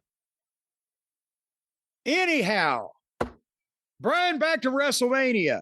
Oh, this is your show. Would you like to take us back to WrestleMania? Jim, it's my show. I think we should go back to WrestleMania. And there are more matches for night one. Well, and also they introduced the new Hall of Fame class, which, boy, could you imagine the people in that stadium? It couldn't be easy to just walk to your seat. Yeah, okay, 3 football fields later, I'm here. And they've been sitting there, and then here's tiny little people coming out to the stage and waving at them. AJ got a bit of a pop, and then they saved Stephanie for last for a grand entrance, and she got to grand entrance, but I don't know if she got to grand pop. No, she didn't. And it would be foolish for anyone to expect her to get that pop. I was looking to see if Sid's family was going to be there, and they were, because the word came out after the Hall of Fame the night before. Yeah. That they weren't very happy, and they certainly had every right not to be. Sid should have been inducted like everyone else. He was a big star. But they weren't very happy, but there they were with all the other legends like Demolition and who else was there? Dennis Rodman. Dennis Rodman. I had so many names going through my mind now. Dennis Rodman and Frank. No, but Julio. they had a point which we had talked about. For the level of star Sid was for that, but they could have had certainly some contemporary of his with a name would have had something good to say somewhere, somehow. And it just had the family come up and accept quickly. But his son blistered him on fucking Twitter, or whether the statement was then repeated on Twitter, or whether it originated, I don't know. But he was like, this was disrespectful. And it was. If you're going to do this type of thing, then that would be the kind of thing those people shouldn't do. Speaking of people not doing things that they shouldn't do, or something, Liv Morgan versus Stephanie Vacker for another one of the women's world titles. And Liv's entrance was a dance routine with 5 girls and a guy, or 5 persons and a woman, or however you would phrase it. Brian, I don't know what a good Las Vegas type dance routine of this modern flavor is supposed to look like. Was whatever it was that they did here in her entrance with the dancing and the costumes and the chairs and the choreography, was this good? Depends on how you define the word good. This was obviously hold on. Wait a minute. Let me look it up here. This was a play off her music video for Trouble, which had aired on Raw. I asked you about, you hadn't seen it, and it was the same dancers, I believe, and the same... I've seen it since then. I watched it on the Twitter. It popped up, and I clicked on it. And I think if she wants to make music a career, she might be in trouble. But was this performance... In your opinion, good? I thought it was horrible. But again, who am I? I'm not into pop. It just seemed like they were whirling their hair around, and then... There's a lot of hair whirling. They went to the ring kind of like... Remember when Girls Just Want to Have Fun, Cyndi Lauper and her friends just walking through construction workers, like pointing at them? It was kind of that, like they just all awkwardly went to the ring together, continuing their performance. I like Liv Morgan a lot. You know, it's cool for the heel to have this crazy entrance, so I'm not, upset about it, but, I mean, the music is not necessarily the music is not necessarily anything I would ever listen to, ever. Ever. Well, anyway, she's no Anne Margaret. You know what? And I'll tell you what, there never will be another one. Boy, she had... excitement. She energy. had oomph. Yes. Ooh. And you just knew that she was a temptress and a tigress. And let's get egress back into another topic. And I'm thinking of her. What am I thinking of? Viva Las Vegas. Back to Vegas. WrestleMania. Well, there you go. And I'm over Stephanie Vacker, to be honest with you. Because I don't fucking... She's just bleh. But also, she gave everybody brain damage the other day, and that kind of... I got to give her 3 weeks in the doghouse for that one. Why? You're not the promoter. Why does the brain damage have to reflect? Well, no, everybody, no matter who it is, if one of the boys gives the other one or girls brain damage, then they're in my doghouse for at least 3 weeks. So they had their match, and Rochelle and Roxanne interfered, and Liv ran Stephanie into the stairs and hit her finish and pinned her and became the new champion and got celebrated with her best boyfriend, Dominic. Did I miss any subtleties in this segment here as I was trying to move along in the evening? I was looking forward to this match. It did not live up to my expectations. You could say that it was a good Raw match, but I actually think if they wrestled on Raw, it would be better. I think also there was an issue with the energy in that room. At least how it was coming across on TV. If they were lively, I didn't pick up on that. But I'm sure I would have enjoyed it more in a small arena on Raw where they can get some energy from the crowd, because otherwise it was fine. It was fine. This WrestleMania sucks. This WrestleMania sucks. I mean, the crowd had to be getting a little tired because of they're sitting there in this place where, again, they've a lot of expense and considerable effort to get to from wherever in the world they have come. And they've been there now, however far we are in this show, we're at about the main event. So a couple hours in, plus, the time it took them to get settled, and they've seen 5 Raw matches and a lot of time in between. A lot of $50 hamburgers and $143 tomahawk steaks. But anyway, and we're fixed to have something else come up in between too, because this is where the John Cena came back out for another $500,000 or whatever he got paid to announce the crowd. And the crowd was announced. Brian, drum roll, please. And no, don't play anything. I can't take it. 50,816. Now, again, we know that they have creative arithmetic sometimes, and we don't know if that's paid or we don't know if this is in any way even comparable to realism, but we don't know what they're considering it. But I haven't seen any WrestleTix reports or whatever, but people were saying they're probably going to end up with 50,000 people in here. So if there was empty seats in a stadium, which there were because it seats more than that, they just didn't shoot them. And they had enough there that you would buy it if that's all you were going by was watching on television. So I don't know if this was a ridiculous exaggeration or just kind of a regular exaggeration. It was the least impressive large crowd. You know, I can't even explain it. Maybe it's because the wide shot didn't go far up. Like, I know it was a big crowd and 50,000 is amazing. But it didn't, like, I don't know, it didn't have the... There was an energy missing. I don't know what it was, but something there was plenty of people on camera, but there was almost no points where they were going batshit over stuff like you would think the WrestleMania crowd would go.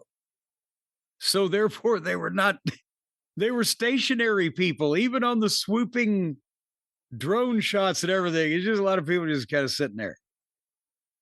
But the point being is, Brian, you know, you'll be hopefully somehow the voice of reason on this topic. But Cena's out there. He's announced the crowd, and Bianca Belair's music plays.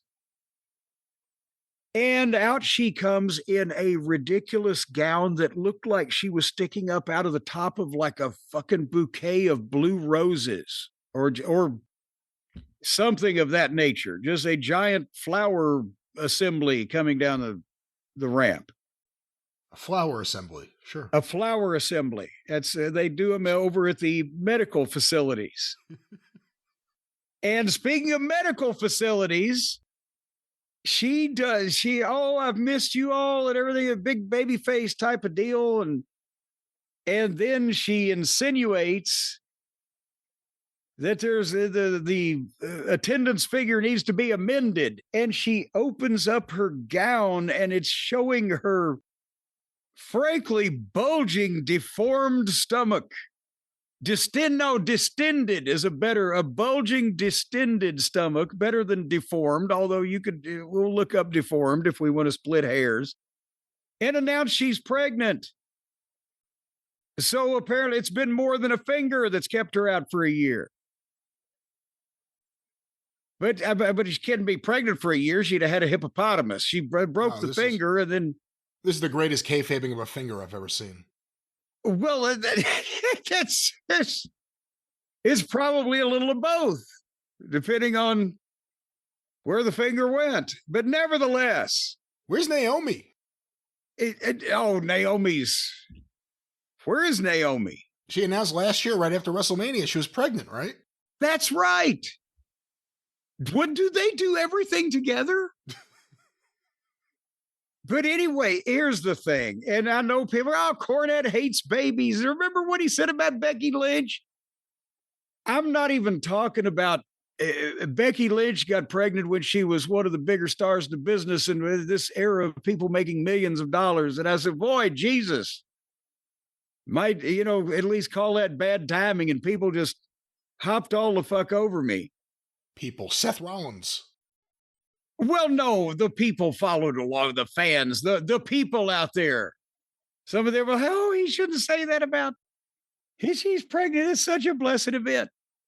Well, here's the thing. Bianca is not written into any stories, as the kids say, because she's been out for a year injured already. And on top of that, even though they're not my cup of tea, everybody has the right to have all the little babies they want to have, as long as they can pay for them, take care of them, and don't misrepresent them and leave them, to their own devices. What? That's a hell of a carrot to throw out there just in case any of this stuff. No, I mean, I'm sure. First of all, I'm very happy. We should all be very happy for her. And... Well, I'm not particularly happy either. I don't care. I'll never meet these people. I'll never see these children. I don't have any dog in this fight whatsoever. She's a happy person. She's always out there skipping. Well, good. And she doesn't need me to be happy for her. I got my own fucking problem. But she doesn't need you to be miserable for her.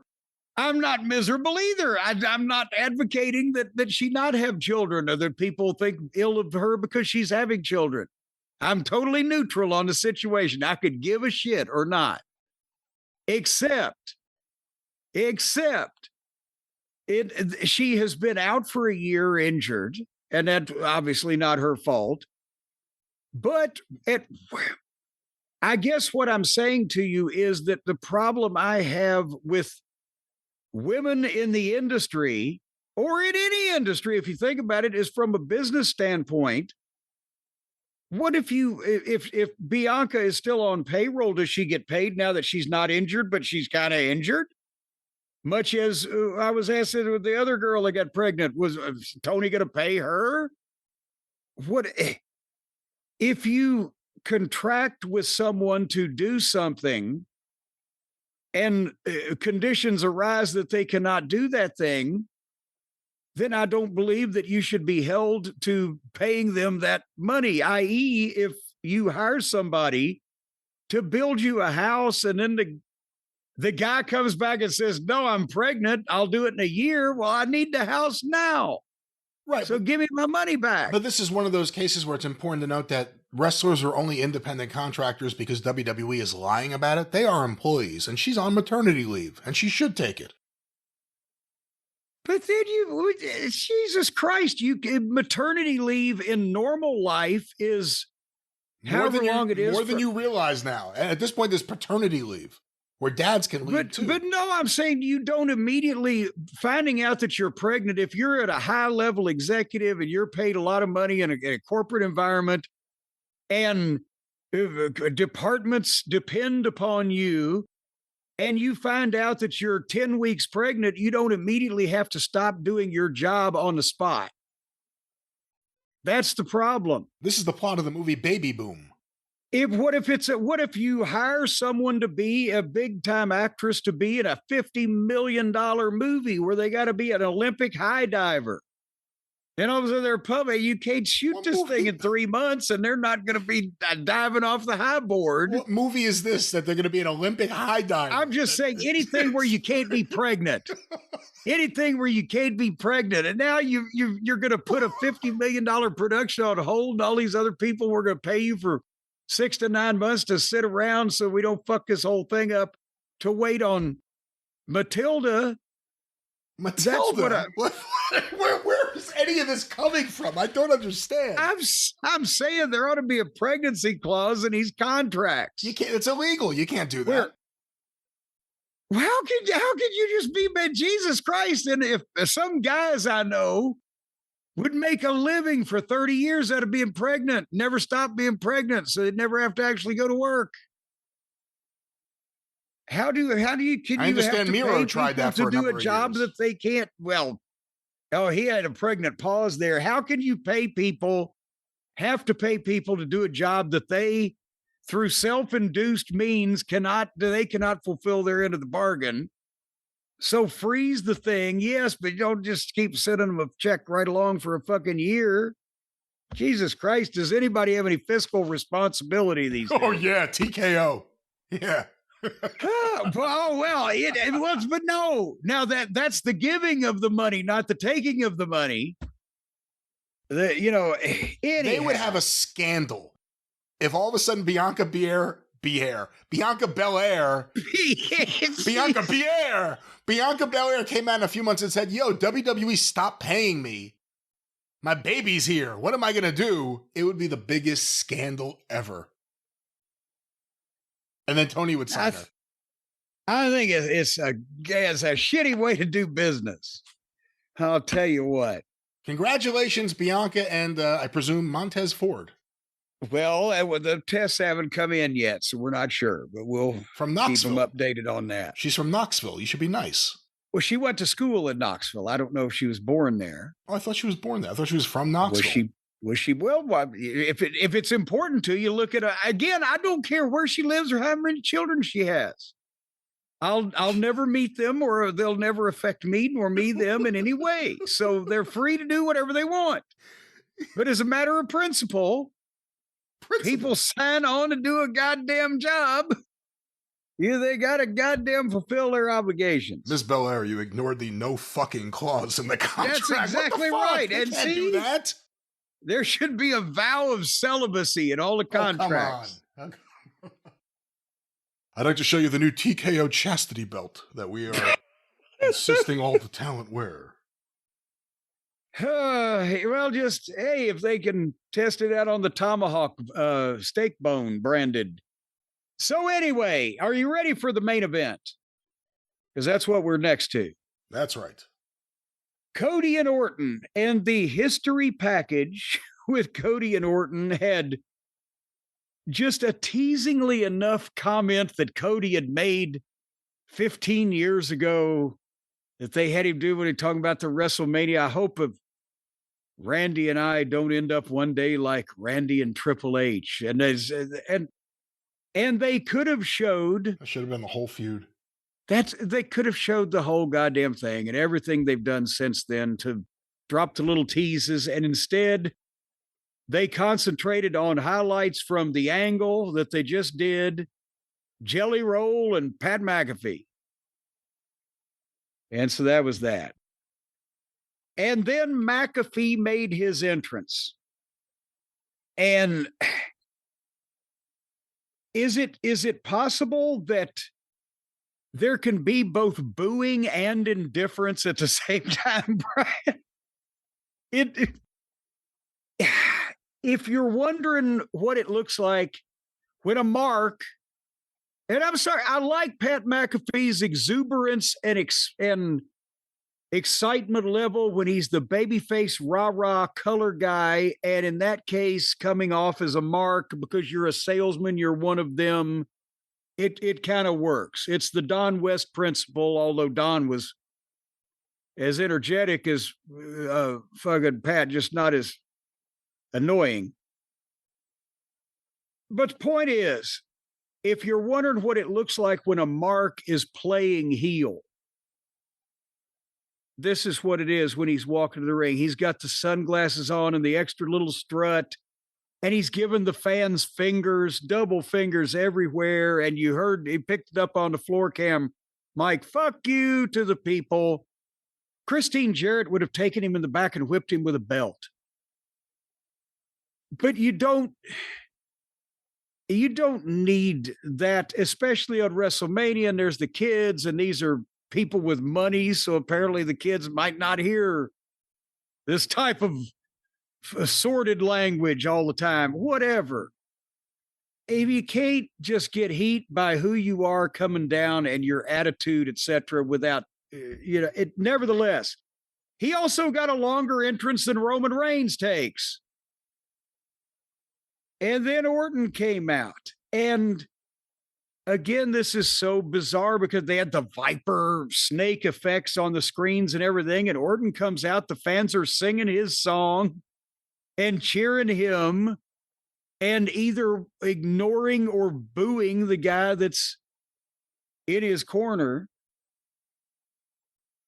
And in Cody's entrance, and they had on the screens the logos and the displays of his looks through his career. And he was a nice looking young man when he started, but did we need to be reminded that Stardust actually existed? But then Cody comes out. He's in the new mask and the robe. Good God, the wardrobe budget. That, he may have spent as much on fucking costuming as Watts drew in a Superdome over a year. And the fans sing the song, the big whoa. And he's taking time and he's hugging kids. So they're, at this point, they're cheering everybody except McAfee. And he hugged Brandy and Liberty, and then immediately they're ready to cheer Orton. So McAfee takes the microphone and does the big intro of Randy Orton, which still gets cheers and boos. Cheers for Orton and boos because McAfee said it. And then old weird hair introduced Cody, and there was cheers, but more boos. Because as we've talked about, they wanted to see Randy win the title change at WrestleMania. It's not hard to figure out, especially where everything's been done. But the entrances and introductions alone, 17 minutes. at that point, you're like, get on with it already, rather than really hyped, aren't you? Have they passed that level? Again, they've booked Cody into the dirt. They've not made him likable other than the fact that he is in the role of top babyface world champion. It's not as bad as Bob Backlund in 83. But it's that kind of thing. They haven't given you reason to really get into him. They're not into any of this. I'll give Pat McAfee a world of credit. He is committed to something he knows isn't working. He is committed to continuing doing something that the wrestling fans and the wrestlers don't want. And he sucks. And this match had weird energy, and that's before whatever booking reasons or whatever happened here, whatever this was or was supposed to be. What it was and was supposed to be. I'm still not sure exactly where they were going by the end of this, but back to you. Well, we ain't even got there yet, because now the match is ready to start, except it's not going to start yet, because now Pat McAfee rushes up and hits Cody over the head with the microphone. And Orton starts getting on Cody. And the fans are pissed. Now they're, oh, boo, what the fuck? But then Cody fought back and gave Pat the crossroads, which got a huge fucking pop. And he ran Orton into the post, and then he cleared off the fucking desk, and he beat up McAfee some more, and he stretches him out on the desk, and suddenly there, magically, it's like, we didn't even say his name 3 times that he appeared, is Jelly Donut. And he is suddenly telepathically understands that he is to give Pat McAfee the elbow drop on the announce desk, which he ran from one desk and jumped off that to the other desk and elbow dropped him through the fucking announce desk. And then they get a stretcher and they actually put McAfee on the stretcher and stretcher him. And that's the most universally cheered thing of the night. And, they like that, but that took, it was after the elbow, it was almost 4 minutes to do the carry out. So everybody's standing around again. So the bell rang 25 minutes after the entrances started. Again, Brian, do you see where we're not keeping momentum? Energy, the circuits are being interrupted. Yeah, also, Jelly Roll, why wouldn't he do a big splash? If he's going to jump from one table to the other, why elbow drop? Big splash works perfectly for him. Well, to be honest with you, especially if they didn't want to hurt McAfee, and if Jelly Roll didn't want to destroy his knees, if I was going to be made to do it, I would rather drop the elbow on somebody than splash. And they probably would rather this is WrestleMania. Me do that also. This is WrestleMania. That's the time for the splash. I don't know. I know he's lost a lot of weight, and that's another thing. Jesus Christ. I don't know whether he could have gotten all the way from the one desk to the other if he was going to do a splash and hit him right, or whether, because he could lean some on the elbow. So they may have scratched that in rehearsal. Who the fuck knows? The point is, you've got a goddamn country music singing pretend rapper that's been deflated, putting a goddamn ESPN announcer and former football player through a fucking desk while the world title match and main event at WrestleMania is waiting to start. And waiting and waiting and waiting. So as I said, 25 minutes from entrances to the carry-out service for Pat McAfee. And then Cody and Randy got to start wrestling. And it was the best work of the night. If you're looking at just technically from 2 experienced professionals that know how to fucking grab a headlock on up. And Orton sells incredibly. He can make you believe that he's hurt from a variety of angles. But the point is, the crowd, there was no they might have wanted to see the belt change hands, but they still don't hate Cody. They liked both of them. There was no real heel or baby face because they don't even recognize Randy's heel turn of a few weeks ago where he bloodied Cody up and everything. That's just, they're thinking of just the history. And these are two big stars and we want to see it, but there wasn't a long-term grudge. This was sprung on them, and then McAfee was stuck in. So there were people that wanted to see the belt change hands. But at the first of it, a lot of it, they were neutral. But then, as the more Randy sold his back at a potential back injury, and the more that Cody, basically took over and started getting in control, then the fans started booing Cody. Hey, if I could jump in and ask you real quick, Yeah. I don't know if you noticed on commentary, what did you think about them saying early on that Randy Orton had a back injury people are talking about online, or however they phrased it? I didn't know anything about it. They put the idea he had a back injury in my mind right before the match. It's kind of weird. But that's the thing also, is that he's had back surgery and he sells his back incredibly, and he sold his back here in this match. So I'm thinking, hopefully it's all part of the plan, Smithers, or elsewise they wouldn't have, had him work the fucking match if he was legitimately injured. I don't think he'd have been able to do it in this fashion. But nevertheless, it put Cody in the heel position, and from the announcing, they reinforced it, because at one point Cole said Randy Orton begging for mercy. Well, that might have been just, he didn't realize what he said, but then later on they reinforced it and restated it in a little different way, but meant the same thing. Orton is bleeding now at this point. So Cody got slow-paced heat, and Orton started selling like death.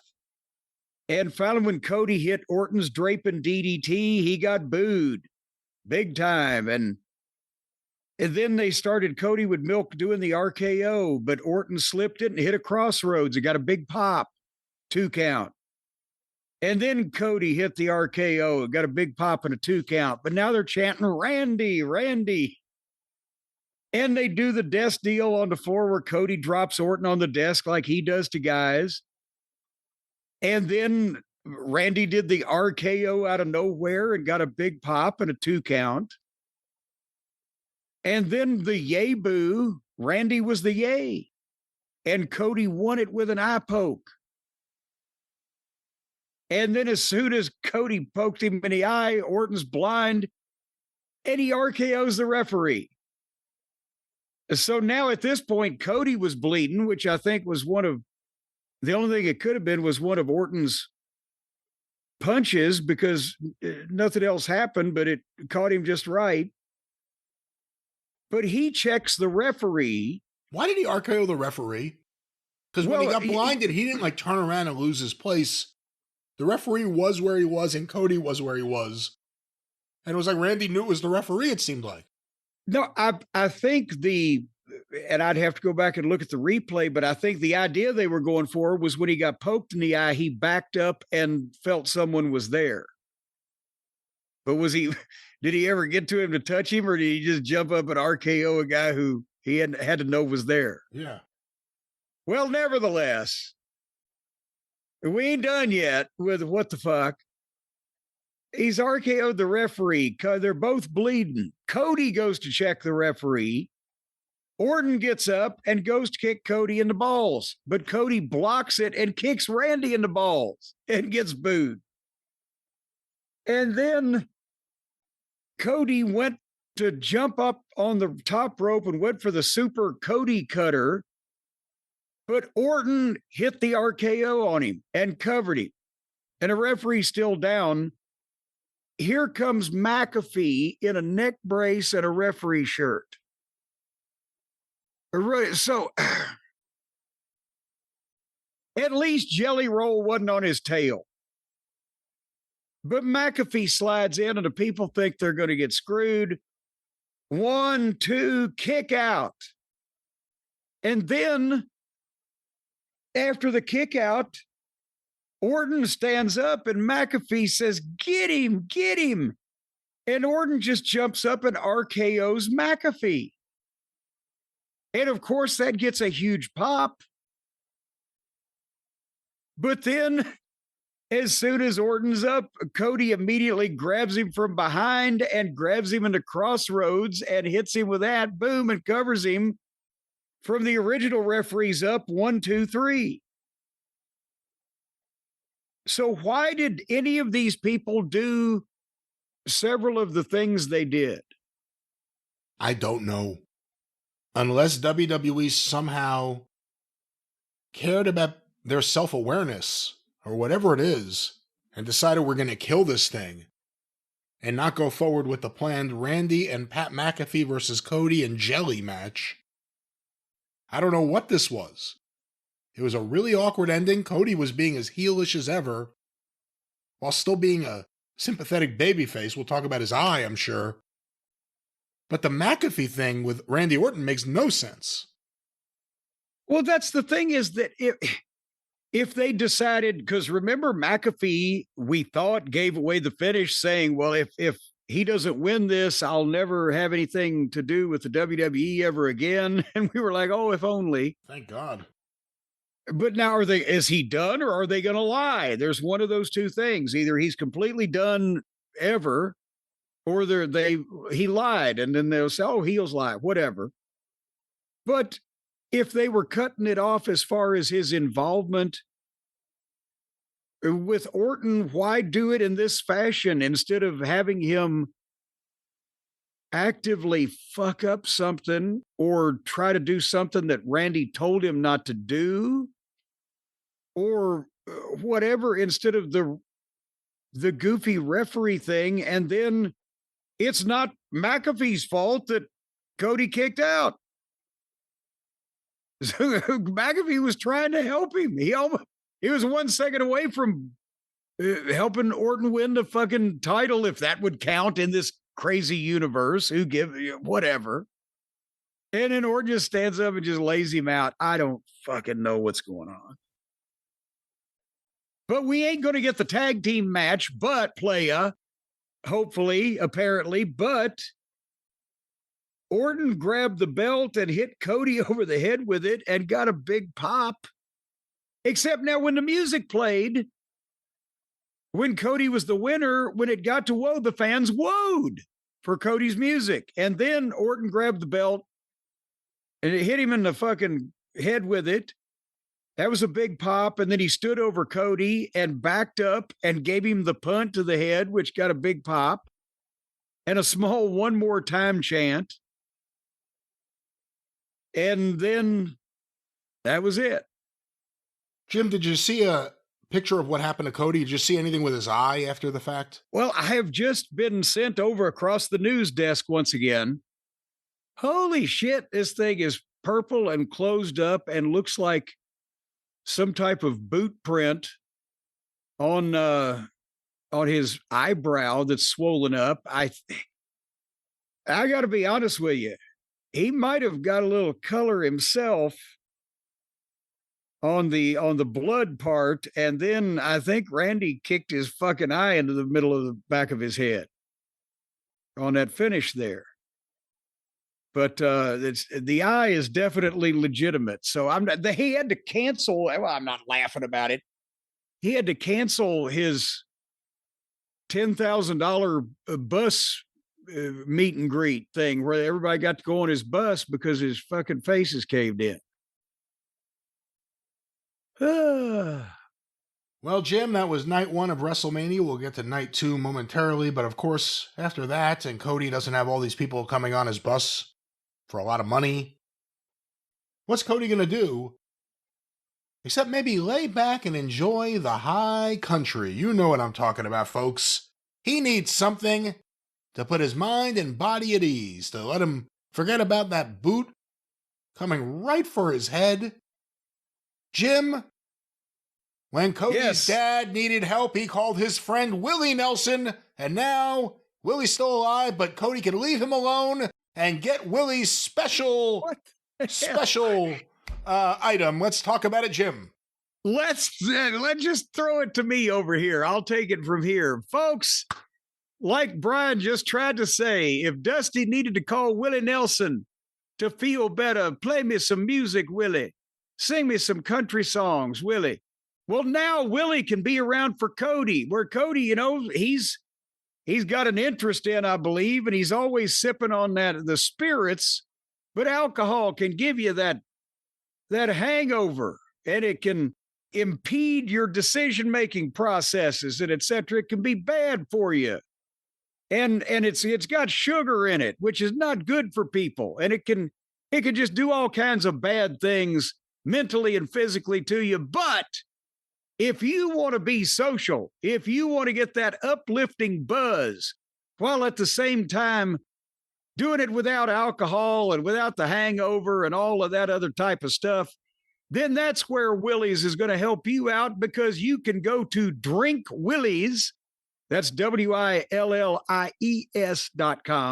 drinkwillies.com, and you can see for yourself the brand new Willie's Remedy.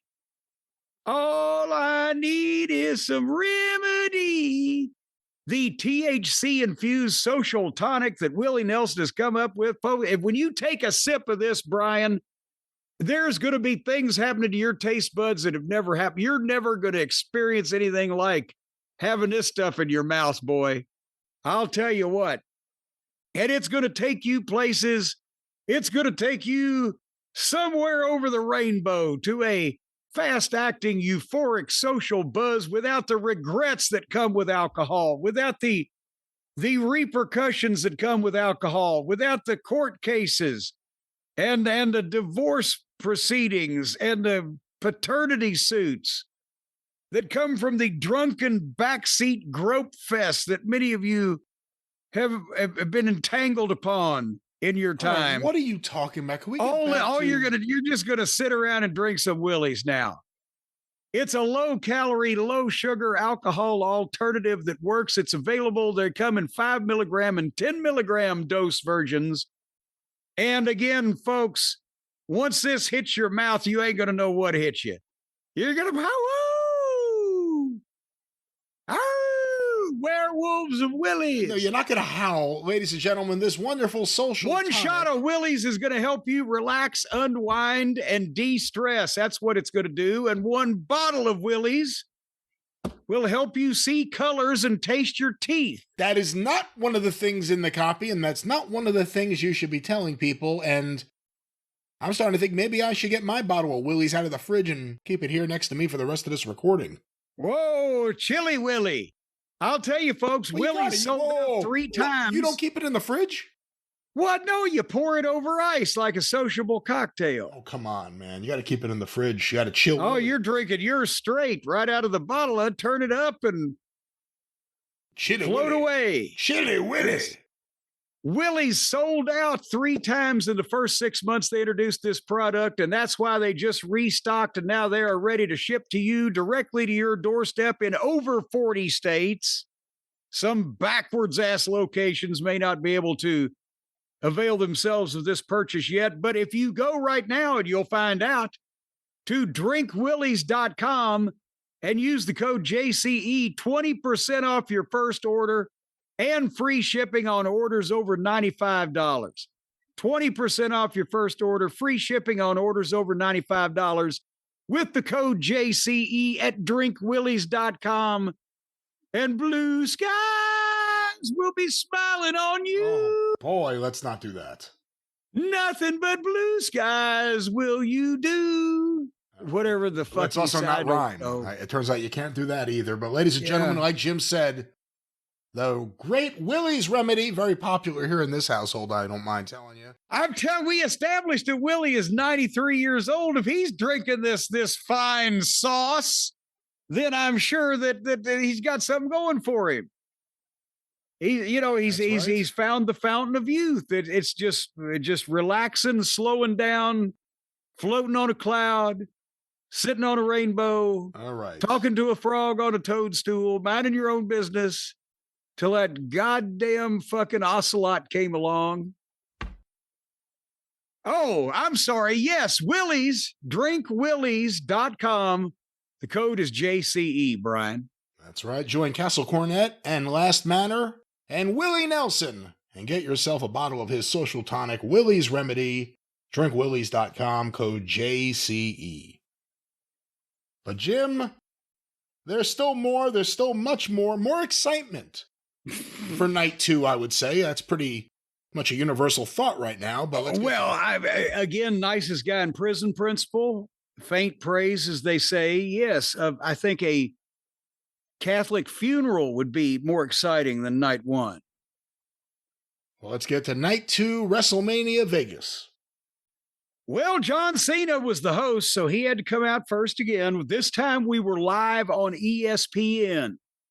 So instead of the sub-channel of a channel you got to pay something to get, you just got the regular channel that you got to pay something to get, to remind you that in an hour you could turn over to another thing that you got to pay extra to get to watch the rest of the show. And again, John Cena, you said it earlier, won't spend time on his same thing. He's so full of personality. He's got the voice. He's just peppy. He picks up. He's quick. First time ever live on ESPN, got light boos. Oh, no, the fans hate ESPN. This ESPN WWE relationship is going to make both sides a lot of money and cause both sides fans to hate the product. Yes. Whichever product that they are particularly predisposed to hate, whichever side. And then welcome. So there's John's got another payoff.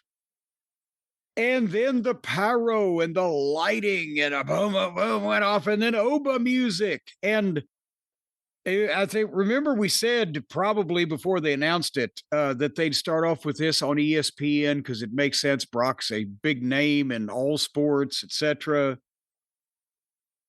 And the people are with Oba. This was one of the matches that they wanted to see. And I'm pretty sure that the chants are in his music to give the people the rhythm, but they're happy to do it. And they're bouncing in the crowd, right? With Oba also. And it took him a while to get to the ring with the goddamn bounce, and it's 100-yard entranceway. And then Brock's music played, and he got a big pop because he's a star. And he came out and Paulie did the big intro, so to set the stage, you get the heat on the beast. And Brian, they did exactly what they needed to do, but they didn't do any more. And as I said a month ago or whenever they booked it, I said it will be short and explosive, and the big irresistible force versus immovable object, the two big freight trains colliding, whatever analogy, simile you want to make. Well, they kind of did it, but this was literally 5 minutes, and it wasn't that explosive. It was the stalemate lockups, traded bumps a couple of times where Brock took a bump as a big pop, and then Oba wouldn't bump and gave Brock another bump and got a roar. But then Brock stalled a little bit and then stopped Oba and posted him a couple of times. 3 German suplexes. Oba came back 2 uppercuts. Brock with a scoop up an F5 into place blue. And then Oba got right up and grabbed him and hit a choke slam into place blue again. And Oba popped him up into a sit-out powerbomb 1, 2, 3. For what in a vacuum and for what they needed to do and what it was pretty much perfect. But with a standard that they had set before, with a Heyman organized big man spam move spamming match, as the kids say, was that kind of a simplistic version of this to you? Yeah, when it happened, I was just like, oh, there it is. I expected a quick match, but it was so quick and pretty one-sided. The whole feud was one-sided. It's crazy. The entire time, Brock Lesnar never came out of it looking great. Not on purpose. I'm not saying his performance. Well, yeah, and I didn't mind that leading into this because that's what This had to they be needed to do. But this, I think there could have been. Not saying they needed to power bomb anybody through the fucking furniture or whatever, but should it have been at least just a couple more moves to put the dragon away? It seems by the precedent they've set that this was a little elementary. Yeah, that's exactly how I thought. I thought it needed a little more, and I was surprised when they went to the finish the way they did. I will say Brock Lesnar, in my estimation, is one of the greatest sellers I've ever seen. Yeah. Ever. You believe him. He knows how to make it look believable, and he commits to it. And Oba got the win, which everyone kind of expected. I'll be very honest with you, before we even get to the main event, I would put him over Roman Reigns tonight on Raw and just really ride the wave. But Oba gets the big win over Brock Lesnar, but that wasn't the end of this. Well, yeah, because Brock laid there until Oba was up the aisle and out of the arena. And then he turns over, he's sitting there, and he took off his gloves. Obviously, it takes a while to do this. So as people started picking up on what he was doing, they started kind of paying more attention and going, oh, but he took off his gloves and then he took off his boots. When he went for the laces, that's when you heard the big, oh, because now it's official. Yeah. The gloves was kind of, oh, well, what's he doing with the boots? Yeah. Then they got it. And he set them side by side and put the gloves on top and patted the mat and waved at the crowd. And they had, by this time, had started chat. Thank you, Brock. Thank you, Brock. And then he hugged Paul E for a long time. And who knows what Paul was whispering to him. But Brock looked like he was emotional. Or I don't want to attribute crying to Brock Lesnar, but Heyman was crying. Paul was, and in the moment or whatever, and the crowd gave him an ovation.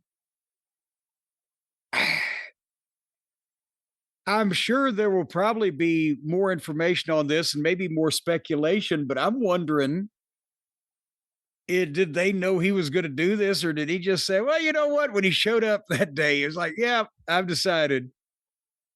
Because there was no tease of any kind that anything like that would happen beforehand, and then boom. So we'll see when people give the straight story, but this may have, with Brock, this may have been a decision that he made that he didn't share with a lot of people until he decided he wanted to do it. And I mean, they didn't say he was retired, but they couldn't ignore what was going on. They were describing it, but they used the verbiage that, well, we'll find out what this means, or they never would go ahead and say, well, he's retired. They say, well, traditionally, something like that would indicate. So they didn't close the door on him. And I don't know whether that means that they didn't actually know they were going to see that till they saw it or not. Again, maybe a minor thing and maybe nothing at all. But at one point after the match, when he started doing the, setting up the retirement, which is what it looked like, he did put his arms in the X symbol. Guys wouldn't do that if they hurt themselves, would they? No. Okay. Well, especially after the match, it would, the fuck, unless he needed someone to pick him up and carry him out. What good would that do? He was probably just stretching. Anyway, and then so that was a 5-minute match with a lot of oomph behind it. But then the other match on ESPN, they wanted to do the stunt show. So they put in the Intercontinental title ladder match with JD McDonough and Dragon Lee and Rusev and Rey Mysterio and Penta and Javon Evans. And I love Javon Evans, but no way, no how was I going to sit through taking notes, trying to describe or to critique a 6-way ladder clusterfuck. It was on, and I kind of halfway watched it, but I'm surprised any of these guys don't kill themselves. I don't know why they let this shit go on. Somebody's going to get seriously hurt. It's way past stale and stupid. And Penta won, so I don't care. Because if Javon had won, at least something good would have come of it. But since he didn't, I don't care. What am I missing? You're not missing anything. We've seen way too many of these matches for them to matter. Unless something special happens, it's just at this point like a battle royal. Well, then we had to get off ESPN and go to the ESPN app on the Disney thing, on the etc. But what we saw to start that part of the program out with was the U.S. title match between Sami Zayn and Trick Williams. And obviously, and this just continues to reinforce it, they saw that people were liking Trick, and so they've decided to turn both these guys with each other, at the same time. And Trick had a little Yachty back for I like Yachty. He's the best celebrity they've introduced on this show in a long time because he doesn't do too much to get in the way. He fits with Trick, and he accents him rather than, as you said, gets in the way. And Trick had 100-foot long trail on his robe. Did you see that? Oh yeah, I saw that. It was ridiculous. Oh God! I remember when the boys would have said, "It just pay me the extra $500 that it would take to buy the material to fuck." But nevertheless, so they got a fast start, and the fans were booing Sammy and cheering Trick pretty much from the start of the thing. And they played into it. Sammy was roughing Trick up and kind of heelish, and then jumped on Yachty and ran him into the railing and posted Trick like about 3 times, and it hit a brainbuster on him on the apron. And that's something about Sami Zayn that I used to said the same thing about El Generico back in a previous life. For that buggy whip armed skinny body, he is a strong son of a bitch. I don't know how. I used to see him get guys up for that brainbuster on the top turnbuckle. And if I'd have had my way, I would have outlawed that because it's just ridiculous. No way to protect yourself. But he could pick guys up and turn them and put them down within reason. So anyway, and Trick is a lot bigger than he is. Nevertheless, Sammy's getting his ass booed off and Trick is selling. And Sammy milked the kick. He's going to give him the kick, but Yachty jumped up and snapped Sammy's neck over the rope, and he flew into Trick's kick. And that was a 2 count, but then they went back and forth, and Sammy's going for the kick again. And Trick jumped up and hit Sammy with his knee lift. The Trick shot, 1, 2, 3. New champion. Whoever could have possibly thought of it? The right move. Do something with Sammy right now as a heel. Things are happening for Trick. Help that momentum, get behind it a little bit. Him and Yachty are great together. One of the better matches of WrestleMania, also not really much of a special match. Well, could I say it again? Raw match. No, SmackDown match. SmackDown match. Okay, big moment on a big TV match. The U.S. title changes hands. But in 10 minutes or whatever.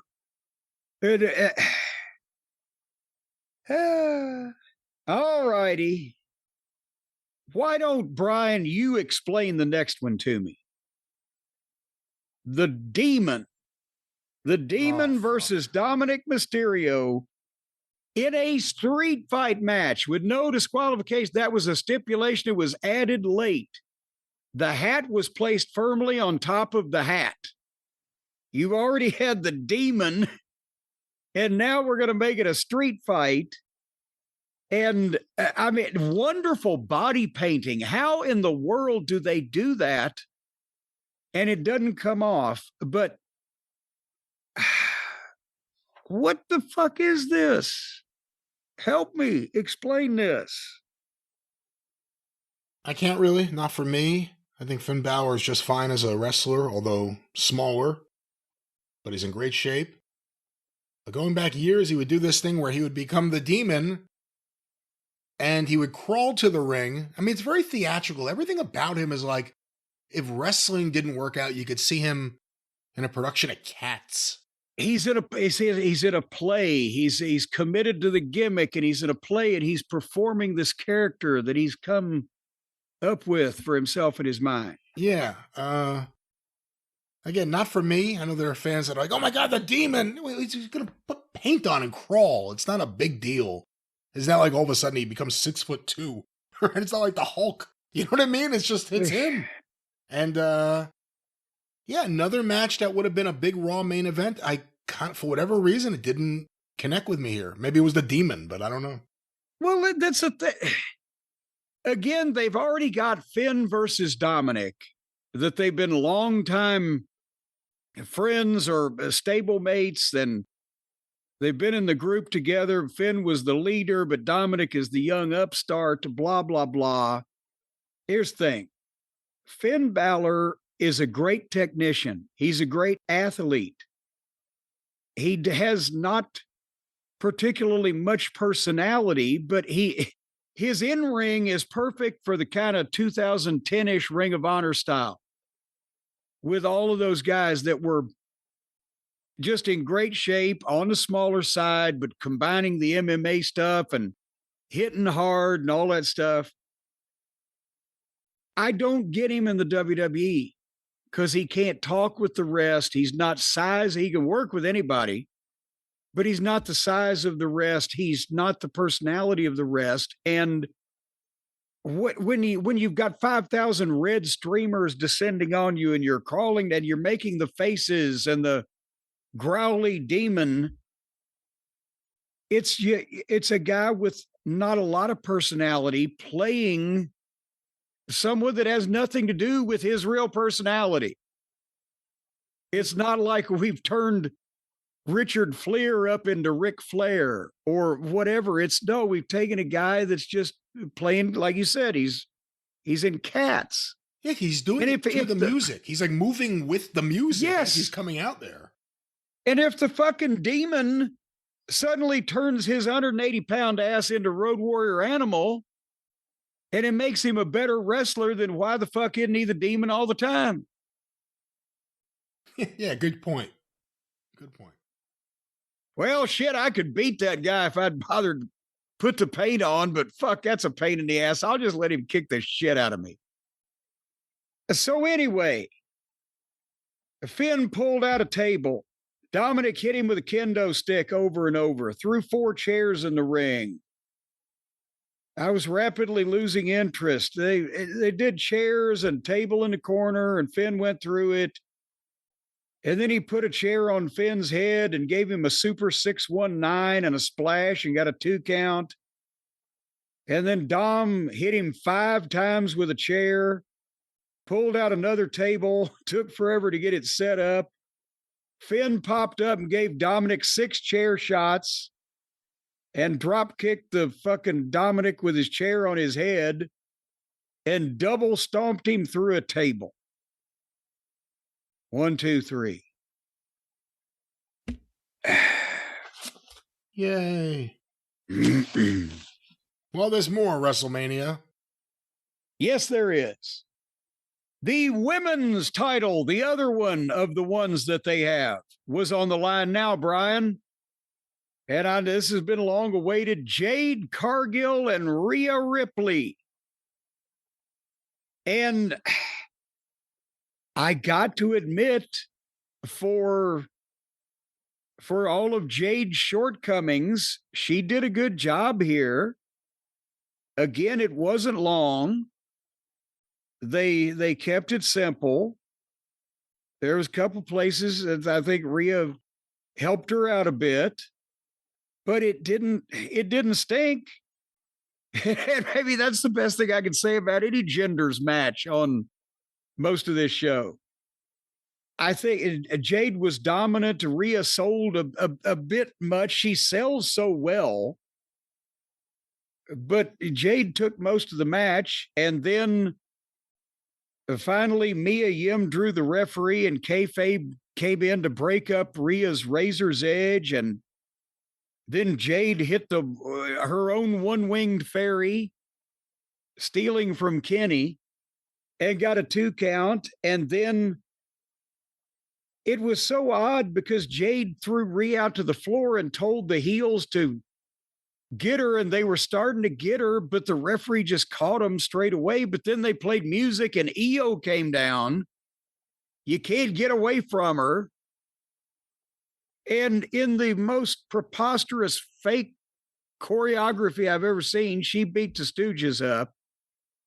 And then Jade and Rhea went into a spot which Jade almost bobbled out of, but it ended up with Rhea hitting the Riptide 1, 2, 3. In what, again, 10 minutes? It's a great TV match.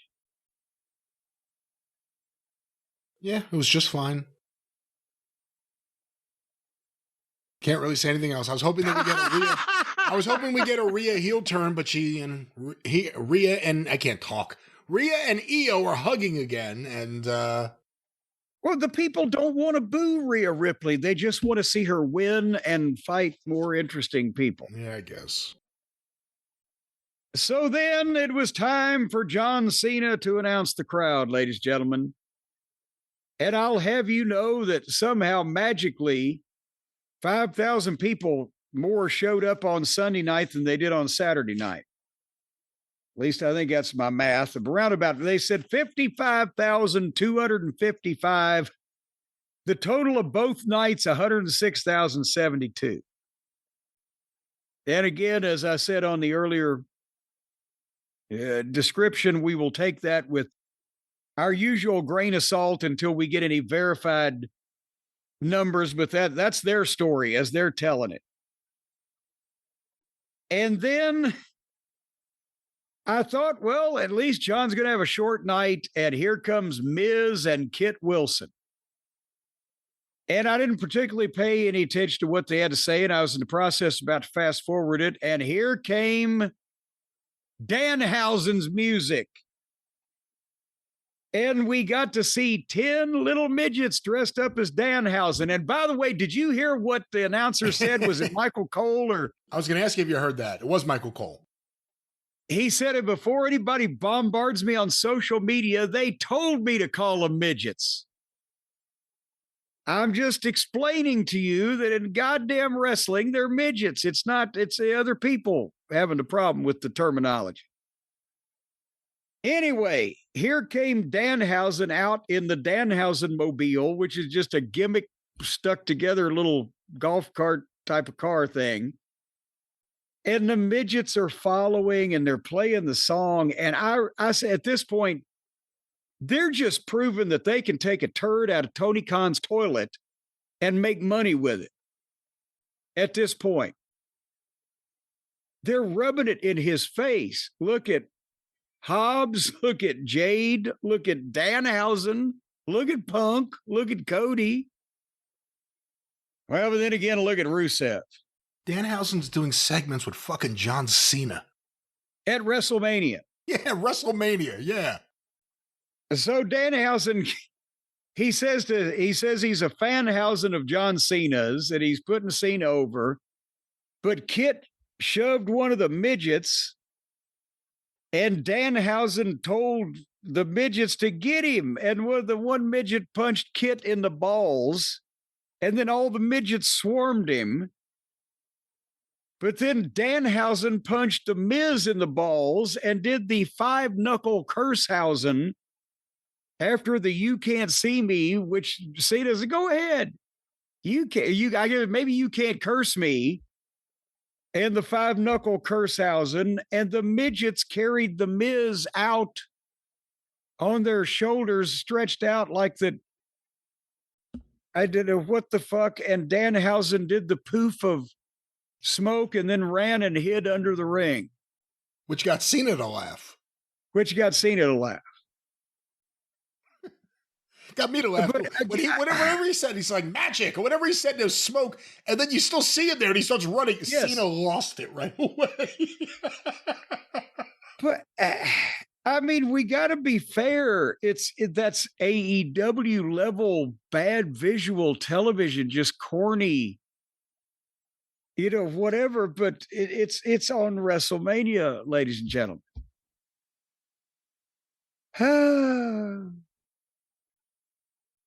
Well, if they only had, Brian, somebody that could tell the straight story at the commentary table, besides the paid shills of the WWE, if only maybe, I don't know, if it was open where you could just buy your way into the commentary table.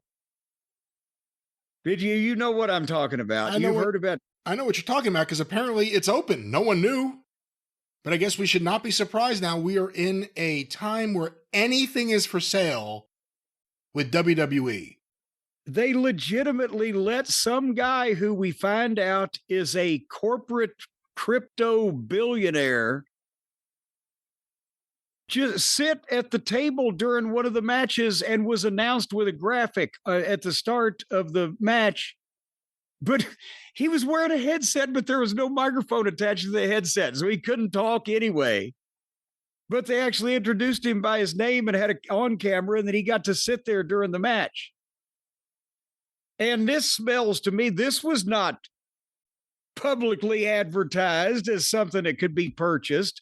How much money did this fucking rich goon offer some goddamn crooked thieving pickpocket in the TKO hierarchy? Did he 50 grand just let me sit at the desk? What's the I don't know. What's the going rate? The rumor is that it was 25 grand, but I don't know where that came from or how that started. I don't think you have to do anything underhanded. You just go to On Location or talk to TKO themselves and you could buy anything. If you want to sit ringside, if you want to have your name on the ring, if you want to have an entrance at WrestleMania, if you want to fuck a diva, just call them up and offer them money at this point. They're looking to get every cent they can from anyone. They introduce this guy. They go, and joining us on commentary now, a real commentator like Cole, Adam Weitzman.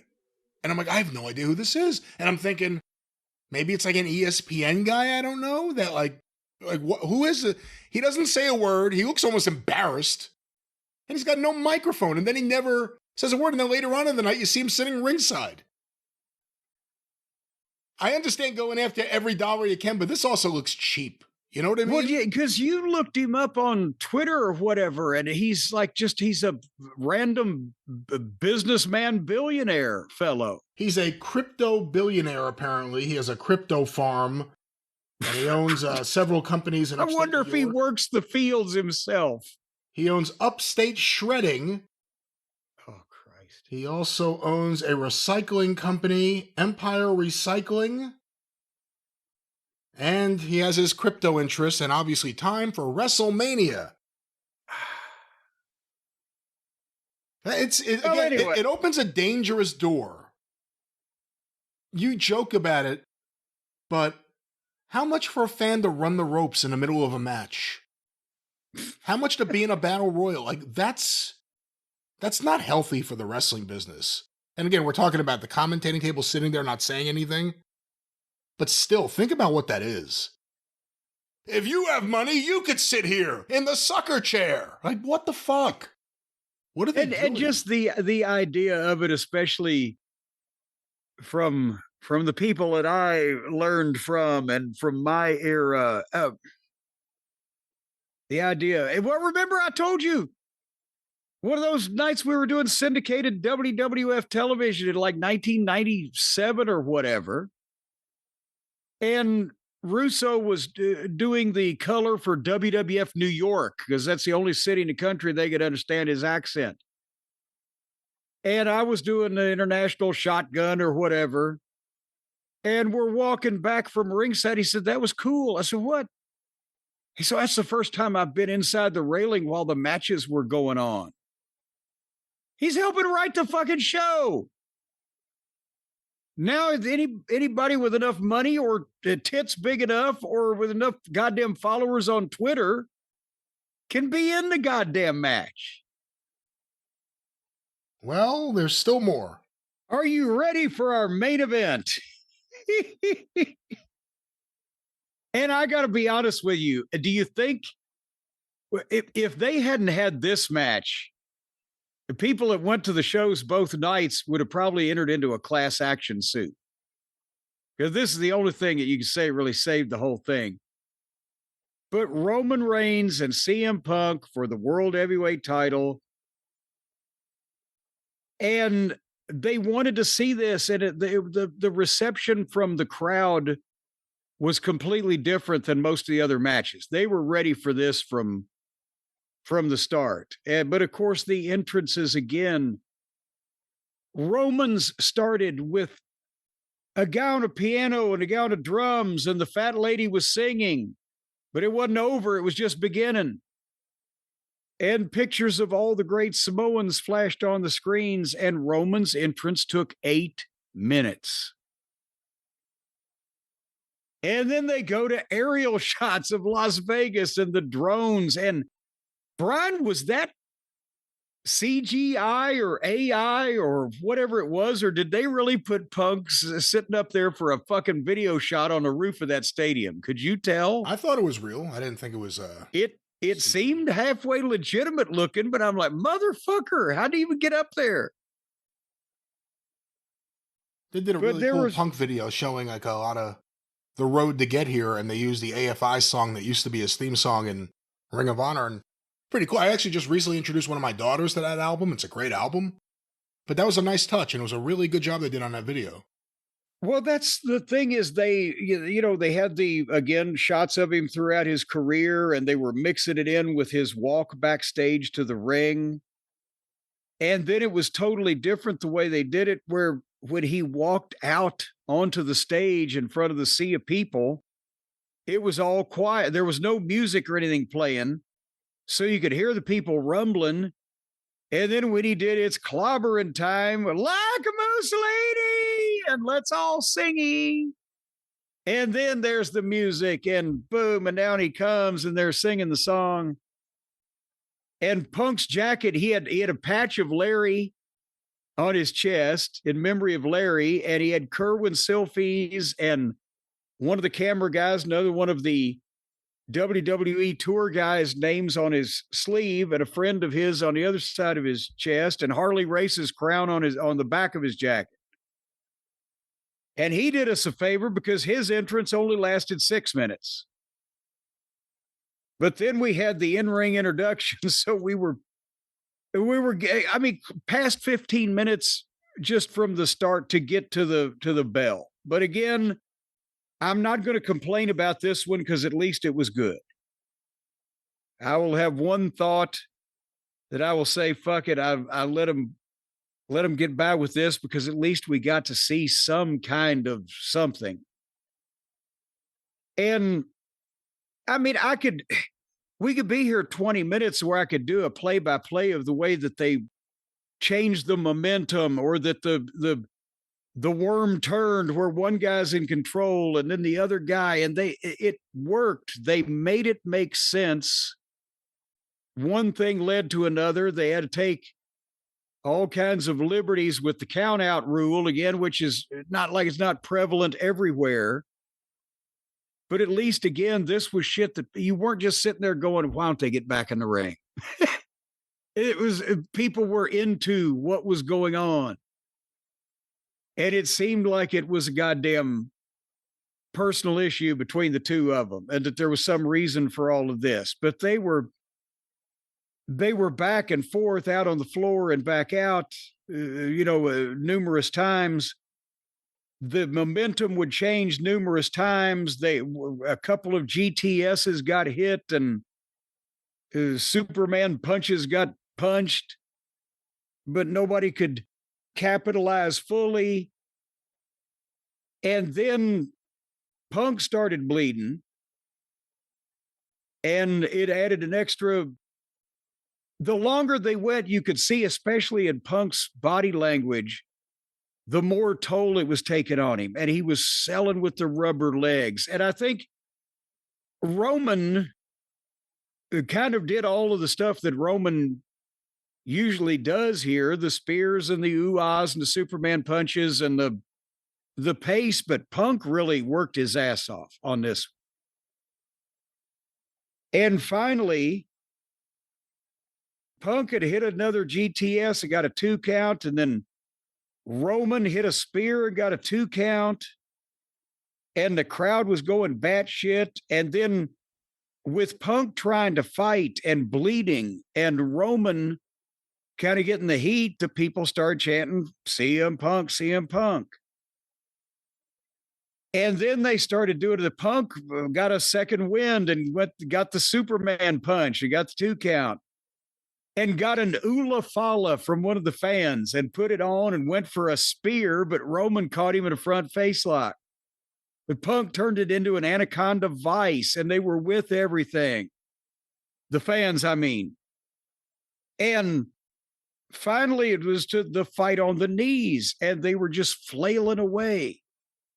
And the thing about this that was different, I think, than Orton and Cody is that besides the fact that they didn't have McAfee and Jelly Roll in the middle of it, whereas I said they didn't really they didn't hate Cody. They just wanted to see the title change, and they were kind of with Orton. With this, there were people, Brian, don't you think, that fans that wanted to see Roman win real bad and fans that wanted to see Punk win real bad. And that's more of why the atmosphere was up, as well as the promos they'd done and everything. No, absolutely. Again, there was a good dynamic here. Both guys had their fans. And I think it was a case also where some of the other guys' fans may cheer the other guy if the right thing happened or if there was the right moment. Yeah. And I agree with what you said earlier. This was the match of WrestleMania by far. And if this match wasn't on WrestleMania, we'd be talking about an epic 2-night disaster. This match saved WrestleMania. An epic 2-night presentation, drizzling and shits. But anyway, so Punk finally, his last ounce of energy. He kicked Roman out to the floor. He put him on the desk. He went to the top rope and he did the elbow drop off the top rope through the desk onto Roman. And I've got to be thinking that at some point he's thinking he's too old for this shit. And then he put Roman back in the ring and went for the GTS and hit it. And Roman bounced into the ropes, and then Punk collapsed and Roman fell on Punk's shoulders. We've seen that finish done before where he'd stand up and give the guy another one. This time he stood up, but he couldn't do it. He collapsed. And then Roman got up and was able to run and duck the thing and hit the spear. And both of them, you could tell, are almost dead. They've sold just down to the nub where they're just done. And Roman gets up and hits one more spear. 1, 2, 3. Roman is the new world heavyweight champion. It was the only big show match on either big show. And it was, again, I have no complaints besides they took obvious liberties with the rules because they had to go out there and save both days. But I think I would have rather seen Orton beat Cody and Punk retain. Are we ready to see Roman Reigns as world heavyweight champion again? Well, you don't have to worry about that. I don't know how much you're going to be seeing him. No, I'm hearing the rumor now is he's supposed to be around all summer. I hate to say do what AEW did and rush a title change. Put it on Obafemi tonight. That's what I would do. That would get more positive buzz for WWE right now than anything else they could do. Just have Roman immediately drop it to one of the emerging top stars that fans have taken to. Otherwise, we're gonna have a Roman Reigns title run. We'll see if he's gonna be there all the time. I don't know if he'll be as effective. And if he's not there, we'll see what they do with him. He doesn't have a bloodline. He doesn't have a Heyman. It's just him. I really want to see what Punk's gonna do next. Punk has really lately, his work's been good since he returned to wrestling, but we've seen a little extra fire lately. And I've really liked it. So let's see where they go from there. Maybe he could work with a jelly roll or That's what I was thinking. They've got Punk, and I said this the other day, and then I'll get off my soapbox. But they created a title, and remember we said Seth said, "Oh, I'm going to establish this title as the working man's title." Well, the first guy to have one never really establishes it, no matter how good he is. You can kick it off at the start, but now it's been around for a while, and Punk really, especially in this build, the world heavyweight title was more important to WrestleMania than the WWE title. He's made it valid. I think, if anything, he should have been the one to put it on a younger guy. Whether, I don't know if it's Obafemi this quick or whatever, it's the right dynamic anyway to have that match. But if it was this same match and it was Braun Breaker getting the win, it's different than it could have been a Braun Breaker. Yeah. Yeah. And now we'll see who is, even if Roman does a job for somebody, I'm not saying he wouldn't try to get, I think Punk would be more motivated and more knowledgeable about how to have a match to get a young guy over than Roman Reigns would be right at this very moment. But we'll see. We shall see. That was WrestleMania 42. And of course, Jim, CM Punk versus Roman Reigns, while you may think that another finish may have been appropriate, I believe you called this in advance. You said that you expected 2 title changes, though we all expected Randy Orton probably, but who knows what the hell's happening over there. You made your picks. Yes. And it's just too bad you didn't really take advantage of it and win some prizes, but we know some listeners have their own picks for their favorite games, and they can win some prizes with our friends at Prize Picks. Well, a lot of people are out there picking things, but they don't know the right place to pick their picks and put their picks in once they've picked them. And if you want to be picking and grinning, ladies and gentlemen, then you're going to go to Prize Picks, because by the name of the thing, if you pick right, you get prizes. And Prize Picks is now an official daily fantasy partner of the NBA. And therefore, that means that, these big playoffs are coming up. And there's no better way to cash in on the high-flying hoops action than with Prize Picks, because every bucket, every dime, see that basketball terminology there, every win means more when you're playing on Prize Picks. You can get $50 instantly in lineups when you play your first $5 by using the code verbiage that I'm about to explain to you. And the NBA Finals sweepstakes is rapidly approaching, the Do It Live 2026 NBA Finals sweepstakes, where fuck it, we're going to do it live. You just pick live squares during the NBA playoffs and you could win a trip for 2 to the NBA Finals. And to enter, you just make a $5 lineup with at least one live NBA player.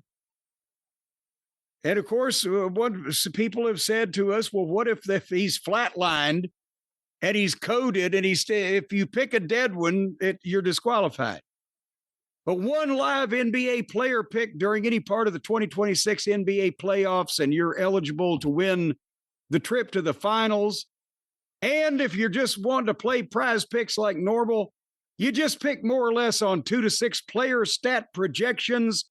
And if you get your picks right, Brian, you could cash in NBA, baseball, hockey, UFC, soccer, college basketball, tennis, golf, esports, lawn darts. Disc golf. I don't think they do disc golf anymore. Oh. That's somebody kept complaining about the size of the disc. And they're now available, that's Prize Picks, in all 50 states, Brian.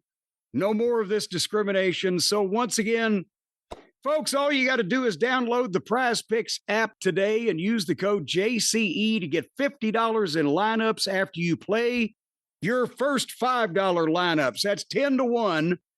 You just put in a little, they're going to give you a lot. As a matter of fact, that should be the way we live our lives. Just do as little as possible and get as much as possible back. Prize Picks is going to help you learn to be a a fucking lazy, kind of no account individual. I think WWE, because they're going to give you 10 to 1 what you put in. That's right.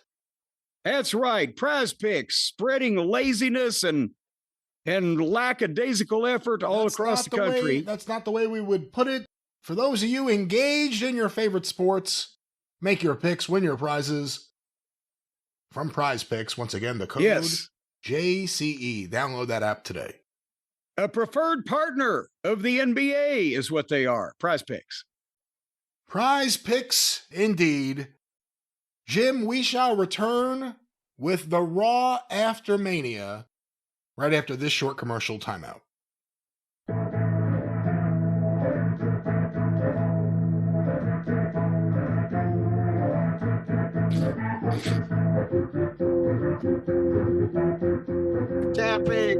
I'm tapping.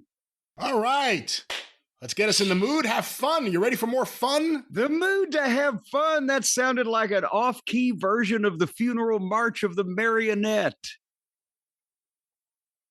Listen, it's a sound that's picking up steam. Every week we see more and more fans, more and more listeners say that. It's like a boulder rolling down a sharp, steep hill. It's picking up steam. You know, it's headed straight for it. It's coming in hot. What I meant to say is, I think of it the way Dolph Ramsor describes the Avett brothers. One fan at a time. One set of ears at a time.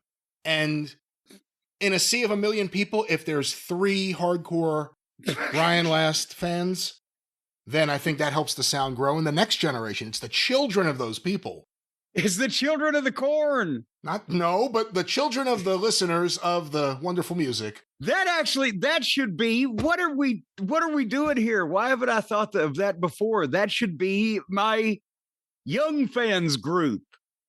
Instead of the cult of Cornette is for the over 18s, for all the toddler fans I've got out there, the children of the corn. You know, our content is not necessarily for children, and calling them the children of the corn may not be the best idea. Well, there's especially if you're going to put it on shirts. You can have these kids walk around in shirts and say, I am a child of the corn. Yes. And hey, there's bound to be somebody out there. If there's 3 of them in a sea of 1 million.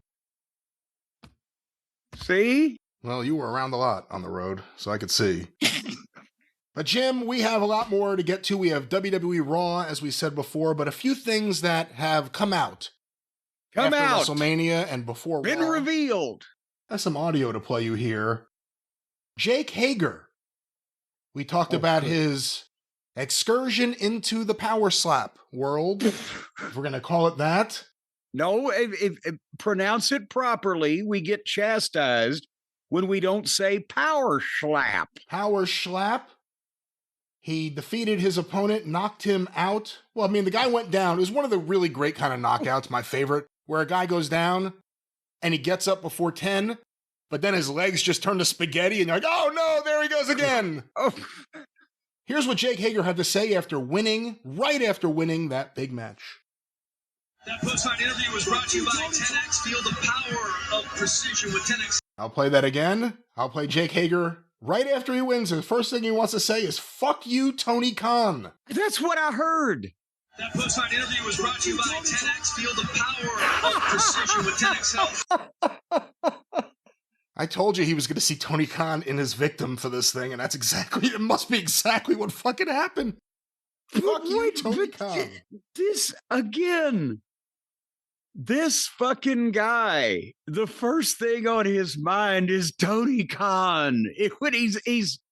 He's lowered himself to the point where he is participating in what amounts to the combat sports version of the guy biting the head off the live chicken at the sideshow. And he's doing it all to get even with Tony Khan, who's a fucking multi-billionaire living his childhood dream of booking the world. And this is Mr. Hager's motivation. He was never smart, but I think he might be the perfect competitor for Power Slap because there are no brain cells to be damaged. Do you think that helps you if you have no brain and someone slaps you? The hardest guy hits you as hard as they can. If there's no brain there, that may help you stay upright? Well, now, are you saying stay up correct or just stay upright, as in stay up correct or right? Either one. Either or. Either one. Stay up, but I like stay upright. Well, we will stay on top of this story. I don't know if he's already set for a title match after one, but he's the biggest star they have after one fight. Well, I mean, it's not like that numerous nationally known names are flocking to the Power Schlap roster. So I would assume if he is a name, therefore he would be the one they have. Well, we will see what happens next. Jim, we have some more audio to play. This has come out. Let me give credit where it's from. Hold on here. This is from a Twitter account at Bobby_S_Axelrod. Says his name is Blake. Why does that have to be so goddamn difficult? But the name here is Blake Axe Avignon. Well, now, wait, now what? How many names does this guy have, and how many of them are in English? What the fuck is going on here? Well, whoever this is, according to his Twitter profile, he appears to be a former CAA agent, and he works in sports business, so someone with some sort of interest somewhere. He posted audio about 5.5 minutes long. It is TKO President Mark Shapiro speaking to a group of University of Alabama students, apparently around 15 of them, talking about TKO's role in WWE Creative, which we've been talking about. Also talking about the increase in the amount of celebrities and their involvement. So why don't we play some of this? We'll break it up. And this is legitimately, it's been verified that this is Mark Shapiro, who apparently just goes to random colleges and universities around the country and speaks to 15 people. It must be a big program. And the question as it's asked here, it will remind you, remember that time during one of Tony's press conferences, one of the guys from The Observer, it took him like 3 minutes to ask like a simple question because he had to compliment Tony and just throw a bunch of He had to finish the blowjob first and then wipe the lips and then ask the question. This isn't as bad as that, but it takes the guy like a little bit of a road to get to the question, but the answer is really the big story here. We'll break it up. We'll try to not to break up the question so that somebody might be able to follow it. Let's go to this. Area, but it led to a host of opportunities which kind of put me on my way. I have a question about TKO. So I know TKO bought WWE. I think it was like a year or two ago, and since then, like there was like they went to ESPN, they went to like Netflix, and I'll be honest, like I've seen a lot online of like WWE fans like almost complaining about TKO and how like, you know, there's like a lot of celebrity involvement. There's like Jelly Roll and like I Show Speed and like Pat McAfee and like Logan Paul. Yeah, Logan Paul's been there for a while, but like they're like I'm actually just genuinely curious because people are saying like, oh, like TKO is ever since they bought WWE, like the product has like almost become more focused on, you know, moments and like no, we don't know. Like Speak. money grabs, but like there is more focus on like getting it, like making as much money as possible. Like I guess I'm curious, like how much involvement does TKO like really have on like creative control and like decisions like that? Because like I've just seen that a lot online recently. So I'll kind of walk you through that. First of all, let's stop it there for a moment because you see what I was saying about the question. Let's stop it there. Right? Is this young man actually an attendee at a major United States university? Purportedly the University of Alabama. Do they teach goddamn English at Alabama these days? I don't want to fall into the pit of a Southern hillbilly joke, but Jesus H. Christ, if I had the like dinger on like I used to have for Tony Khan's Great, I'd have dinged myself into fucking insanity. Well, clearly he had a lot of things. You can't formulate a coherent fucking sentence if you're going to stand up and speak in front of people. My young minions out there, get some fucking balls or stay sat. But otherwise than that, he finally asked a question. And he had a lot of things he put out there. So let's hear Mark Shapiro's answer to that minute and 20-second question. Has complete control. So we're responsible. Good or bad. Fact or fiction.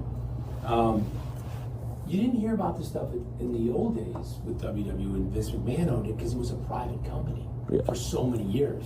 So they didn't put out like their financial results, if you will. Nobody knew. They knew it was successful and the brand was strong and it had a legion of fans, but they didn't really know how the business worked and what it was making, etc. Then Vince went public with WWE, and then TKO was formed with UFC and WWE coming together. So those two companies came together and launched TKO, which is a public company traded on New York Stock Exchange under the ticker symbol TKO. And now everything's kind of out there. But what I would tell you is WWE has grown in every way. It's grown in financial results, but more importantly, it's grown in audience, it's grown in social, it's grown in stars, it's grown in clicks, views, short form video. I mean, it's really exploded. And the reason for that is it was really just on Peacock in USA. And now, since TKO, we did a new deal, which put Raw, our big Monday night show, on Netflix, which tripled our audience. And then we put SmackDown, we renewed, which is our Friday night show, we put that on USA. And we put our developmental league, which is called NXT, on CW. And CW is linear, but CW has 100 million homes. So let me stop it there for a moment. Because he's thank you. He's throwing a lot of things out there like he's saying it like TKO has increased the popularity from what it was, which would only be true if you're opening new areas worldwide. I don't think it's true in the States. I don't think Netflix tripled the audience.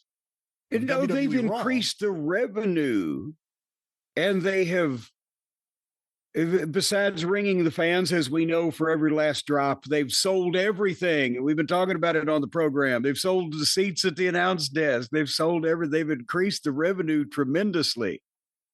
But as far as the popularity, and then, to be honest, in his little history lesson there, he didn't mention that, but we still had about 8 times more viewers 25 years ago that we do right now, but we're fucking ringing the ones we've got left for every drop. Go ahead. I don't know. So it really grew NXT, and then what we call the premium live events, which is our big event. Every month we have one big event. Those are the weekly shows that I just mentioned. And then we have one big event every month. Royal Rumble, Crown Jewel, name your SummerSlam. And those used to air on Peacock, and now ESPN bought that deal. So we're now on the ESPN app. And this weekend, of course, is WrestleMania 42, which is taking place in Las Vegas. So as far as the stars part of it, I don't think that's true, but if it was, good. I mean, The Rock is the biggest star on the planet, right? He actually is. And we represent him at WME. He was a wrestler for WWE for years before he ever became a Jumanji star, right? I mean, that's who he is. So having Hollywood tie-ins and celebs and stars and Logan Paul and Pat McAfee and Mark Wahlberg shows up and does his thing, or Tyrese Halliburton last year got in a fight in the ring with Jalen Brunson of the Knicks. That's not new. It's just on a larger stage. And we're spending a lot more money to market the brand and market the content. And when you do that, you're going to win some folks over, but you're also going to chase some folks away. They don't like this or they don't like that, or this is too expensive, or I don't want to have to, oh my God, I got to watch the WWE, I got to buy Netflix, which costs this much, I got to watch SmackDown on USA, I got to do that, I got to have CW, so I have to have cable or linear television, and now I have to pay for ESPN. And you can make some enemies really quickly. I was just reading something today that Fred was showing me, that if you want to watch the Yankees games this year, the New York Yankees games, the full season through the playoffs, you'll have to watch them across 10 platforms at the cost of $1,000 when you add up everything you have to buy to see them. That's just the way of the world today.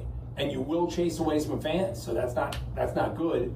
But hopefully you're getting some quality storytelling and also programming around just the Yankees. If you go to Paramount Plus right now to see UFC, you may buy Paramount Plus just to get the UFC, but you also might already have it because you're a fan of Landman or something. It's, you know, Taylor Sheridan shows. So we really want to surround ourselves with a good neighborhood of content. And ESPN's a perfect example because they have A-list sports. And it 1 + 1 = 5 when you get adjacent to those kinds of properties. Was there? So he's just saying what we've been saying. They don't give a shit whether the wrestling fans like it or not because they'll try to get a fucking Halliburton fan, and or new ones will come along because they're shoving themselves down everyone's throat as part of a multi-billion-dollar conglomerate that shoves their things down everybody's throat. It's really interesting that they're doing now what Vince used to do. Vince inherited, he was given the Northeast Territory. He had to buy out the other partners, and he was given the most favorable terms ever. To do so. But he took it over, and he immediately, as he was expanding, would talk about how they took wrestling out of the dirty, smoke-filled arenas and have made everything fan-friendly now and family-friendly, ignoring that it was the exact same arenas and it was the exact same fans. But he also increased with some of the exact same guys. Yeah. But Vince presented it to the non-wrestling caring public one way, and that's the way people accepted it. That's how he was talking about Vince's WWE. We could do all these things, but now these celebrities are on a much bigger stage. This isn't new. He said, this isn't new. And he's right. Lawrence Taylor, WrestleMania. I mean, all these things with celebrities. Joe Andy Lewis, Kaufman. for fuck's sake. Yeah, I mean, going way back. Babe Ruth, going way back. But the idea that the stage right now is significantly bigger than what it was 5 years ago. Again, you're getting big deals, but that doesn't mean the audience is growing with each big deal you get. That's the thing is the potential audience has grown and just exploded, but the actual people watching the thing is less and less over time. As we mentioned, it's factual, it's mathematical. Zippity-doo-dahs. No, it's factual and mathematical that there were 10 to 11 million people watching during the Attitude Era versus the WCW fucking whatever the fuck every Monday night. And the arenas with a more regular basis were jam-packed. It was a hot streak, yes, but down through the history of wrestling, if you added up the people watching wrestling in the territory TV, it was actually kind of bigger overall than the Attitude Era, but it wasn't just watching one fucking show, so nobody knew. They are making more money out of the audience than ever before, but the audience is for actual mainstream pro wrestling in the United States is not is smaller than it's probably ever been. And so C-SPAN, by the way, I'll end with this. C-SPAN is available in like 100 million homes. It's on basic cable and has been since the dawn of time. That's the congressional channel where they have a fucking camera in the room while they do congressional things and nobody fucking watches it. But it's available. You see where I'm saying? Yeah. And obviously his attitude is it's okay to chase away fans who don't want to pay our prices, which eventually is going to cost you when you have less fans and you need another television deal or another streaming deal, whatever it may be. They love the celebrities. You also have to imagine Mark Shapiro, other than being the president of TKO, how deep is his wrestling knowledge of anything? Probably very, very shallow. And he's saying, yeah, of course we interfere, and the celebrities are great. The Rock is the biggest star in the world. Is he still? I mean, that seems like an argument from a few years ago. I was about to, even I know that isn't Taylor Swift, wouldn't she be bigger than The Rock right now on the celebrity parade? And if you're going to use The Rock as your example of a big star and why it's great to use celebrities, where's The Rock? Just put him on TV then. Where is he? They don't do that. But they are going to price out fans and this is a non-wrestling person. Well, but more than pricing out, if they, and see, that's something that we said, or I know I said it. I know I said it. I remember me saying it when the sale process was talked about. Not even going through yet, but I'd said something along the lines of, for good or bad, Vince did grow up in and around wrestling and has some fondness for the core of it somewhere deep in his black heart. And what's going to happen if will it become a theme park? That's what I remember we were talking about. Is it going to be a theme park with Undertaker rides, or is it going to be what it is here? Everybody can play celebrity wrestling.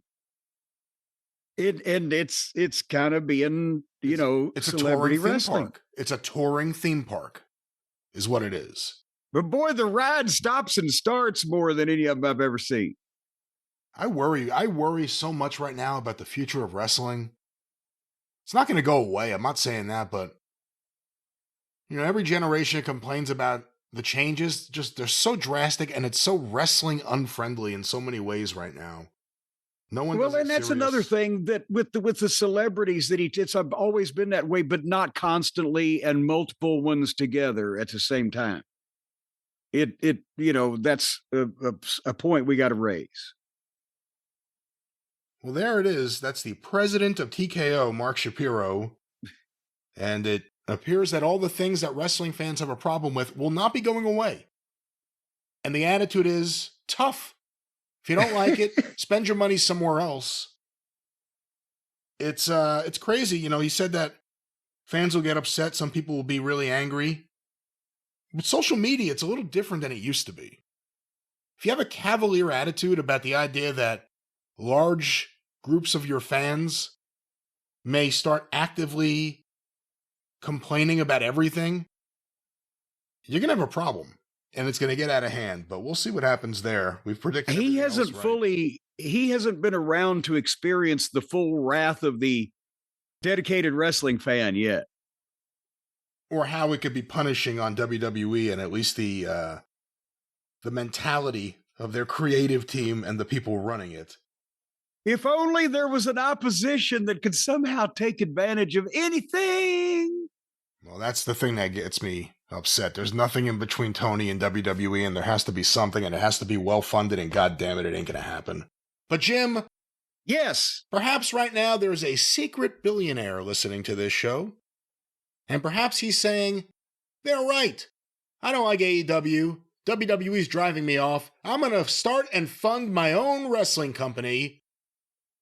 He's going to have to start an online business, too, to sell tickets That's correct. Merchandise, hats, shirts, programs, whatever it may be. This mystery secret billionaire may want to contact our good friends who we trust at Shopify to help him with his business. How much is Rick Rubin's net worth these days? What do you think? Well, I wonder if he'd be interested in one more swing at it. Can you imagine the purple shop pay button with a Rick Rubin beard on it? That would be incredible. Ladies and gentlemen, boys and girls and children of all ages, all we need is one billionaire. Go comb the neighborhoods, comb the forests, comb the lakes and the rivers. Find us one billionaire and hook him up with me and Brian and Shopify, and you will have the wrestling promotion that you've always dreamed of. But until then, if you'd just like to make enough money to afford to be able to go to a WWE program, then start your own business, because you're going to need one. And Shopify is the way you do it, because Shopify is the commerce platform behind millions of businesses around the world and 10% of all e-commerce in the United States. They can start you out with building a beautiful online store, and then they can help you load the products and write the descriptions and headline the pages and slam this shit down everybody's throat, just like the TKO is slamming the WWE down yours, and get the word out with a marketing team. There's that kid on the bicycle. He's going to be flinging flyers for your business into people's front yards. And the marketing team will get behind, just like they do in the WWE, and they'll put it out on the social mediations and you'll be tweeted and X'd. Everybody will know about you. And once that those people go to your website, then they'll see that purple button, that purple shop pay button that, you know, if you just punch that thing time after time after time, that's why it's purple, ladies and gentlemen, then it's going to bring you money. Your cash register will ka-ching. And if you have a problem with your ka-chinging, then they've always got their award-winning 24/7 customer support. So right now, go to Shopify. Brian, can you disagree with anything that I have just said? No, you're actually doing a great job. Good. Then, so whatever your product or service is, even if it's yourself you're selling for some kind of weird psychosexual relation. There it is. Illegal. We can't tell people to do things that are illegal in, I think, all 50 states. Well, no, but not certain parts of Nevada.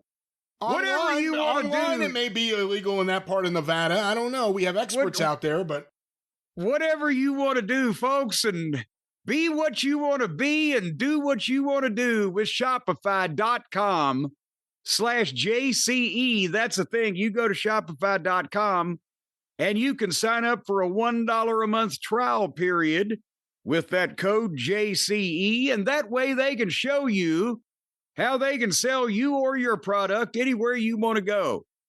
And then if it's you're selling, they'll put you in a box. Once again, be sure to poke a couple of air holes, and they're going to send you wherever you need to go. You will not go anywhere. They don't need you to go anywhere. And ladies and gentlemen, go anywhere with Shopify, ladies and gentlemen. Comedy aside, ladies and gentlemen, and of course, Jim's having fun here because we know that the audience likes to have fun, and fun in business, making money through legal means is what Shopify is all about. We trust them with our online store, ArcadianVanguard.com. You could trust them with your online store, and of course, a secret billionaire looking to do legal things with his billions, perhaps in the wrestling business. Somehow you will need Shopify too. Yes, or you can buy Shopify and we'll all just fart through silk.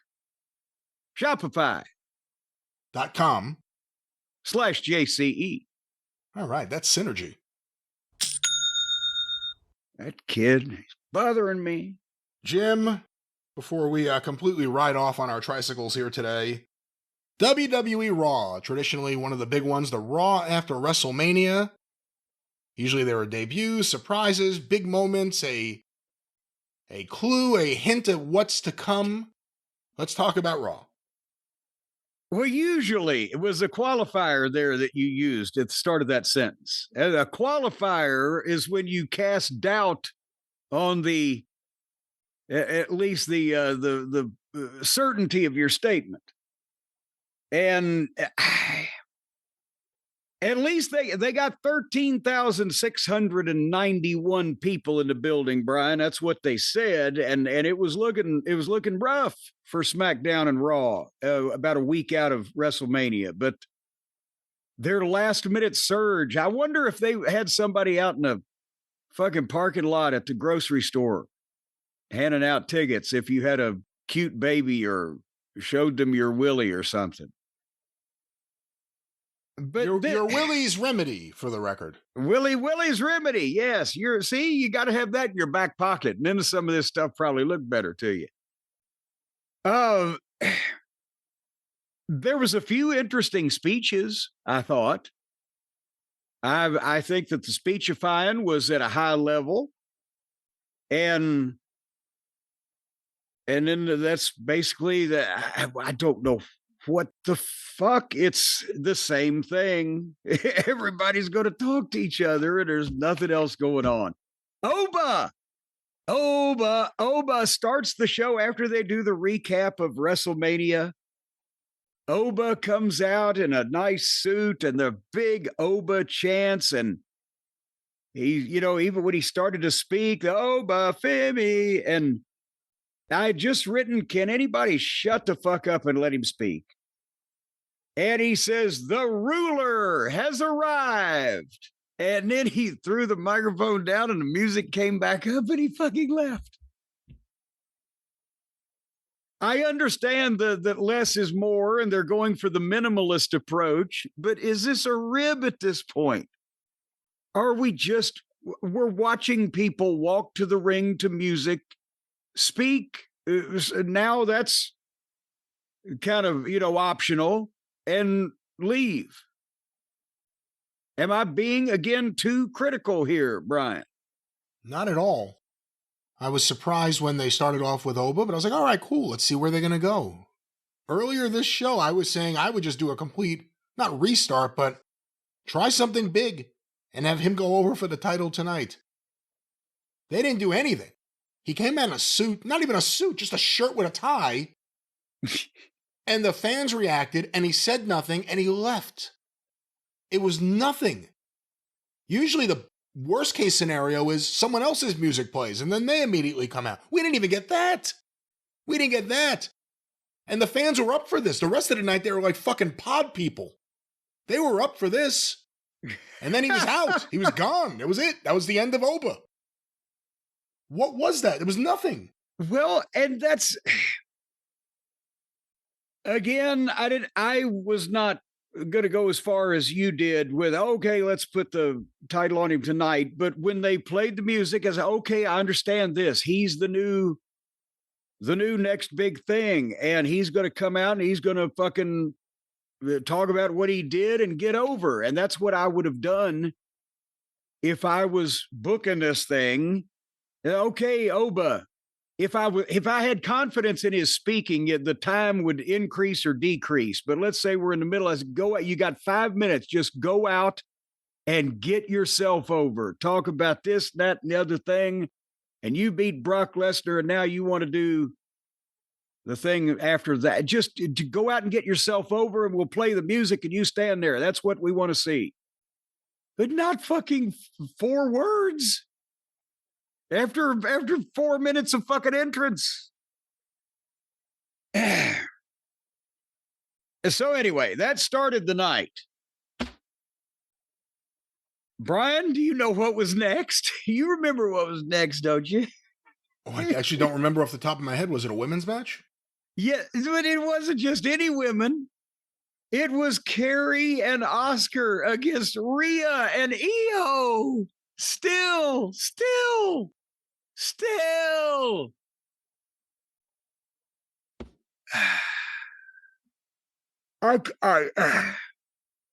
And then later on, they had what amounted to a tearful goodbye when they were hugging each other in the back while Rhea says, I'm going to go be the best champion that I can be on SmackDown. And I don't know, go back to the home. I don't know I don't know. But the worst thing they have done is made Rhea a sympathetic, concerned friend of a little chum. The people reacted to Rhea Bloody Ripley. She is Rhea Bloody Ripley. Let her be Rhea Bloody Ripley instead of fucking Dear Abby. Well, it appears they are listening, and she'll be going to SmackDown, getting away from Io. This was kind of is she gonna find some other best friend to whine and cry over now? I want to see her go out and cuss some people and rip some internal organs apart and asunder. Well, if she's going to do anything with Jade and her group, she'll definitely need friends, but we'll see what she's going to do over there. It was kind of like when the Muppets broke up and the Muppets Take Manhattan, and they all had to tearfully say goodbye to each other while they had that really beautiful song playing. That was her leaving here, say goodbye to Io, and even a last moment with her and Liv. I think they need to keep Rhea and Jade apart too, because I don't want to press my luck with Jade. They got one good match out of it. Anyway, then finally, after whatever we had, I skipped that and whatever else happened until here comes Punk. And they're doing the thing now where he comes in, he just walks out in the arena with no music, and he stands there. And then he does It's Clobbering Time. And then we hear like a Mussolini,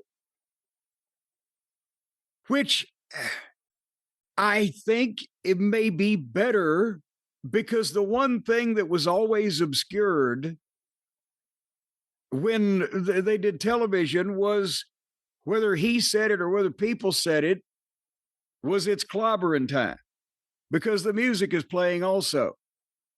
Do you think that this, Brian, in your learned opinion as a professor of pro wrestling psychology from Pfeffer University, is this better to come out and then announce it's clobbering time and then get the music where you can hear the people say it? I don't think so. I thought it was good for a one-off thing at WrestleMania. I'm not sure if I like it for every time unless he's turning heel. Because a heel CM Punk walking out there, getting booed, and then getting in the clobbering time position, whatever you want to say, and then the music, that's a little different. I liked it the way it was. I didn't mind it the way it was, and I thought it was fine for a one-off. But again, the other one-off thing, he had his original theme music playing until that other music played, so... Well, but then they stopped that, and then he still walked out, and it was quiet. There was a break in the middle. We should take a poll, but here's that: CM Punk ain't turning heel. I can guarantee. Now, he might do questionable things, which sometimes CM Punk might do to other baby faces because he just fucking fought one. But I mean, I'm not saying that the Punk is like, so I won't turn heel no matter what, or something like that. I'm saying there's no reason at this stage of his career, with the amount of people that like him and buy his merchandise, and with the connection he has to them and can verbalize and etc. He's a special guy. He can just do his own thing. But I think they'd be insane if he ever just turned heel again and just was like, fuck all of you people, because you would ruin that. And he's so good at it, he could piss them off, but there's no need to. He's a fucking money machine. And with all that said, I don't like it. He should go back to being the regular way. Well, in that case, all right, quit walking out there in a fucking quiet room then, son of a bitch. You know, they just put Bad News Brown in the Hall of Fame. I think he may be one of the very last guys. There were a few, I guess, after. It didn't have music. No music. Just walked out there and you'd hear the fans start reacting. I missed that. Well, that's because they quit reacting too. So, but anyway, again, his head's kind of beat up and he's moving a little slow, but a great promo, real promo. He talked again, wove what he's been dealing with in terms of losing people. His trainer, a friend of his, Larry, the WWE guys, got the fans to cheer him, and it was all legitimate and truthful, and he meant everything.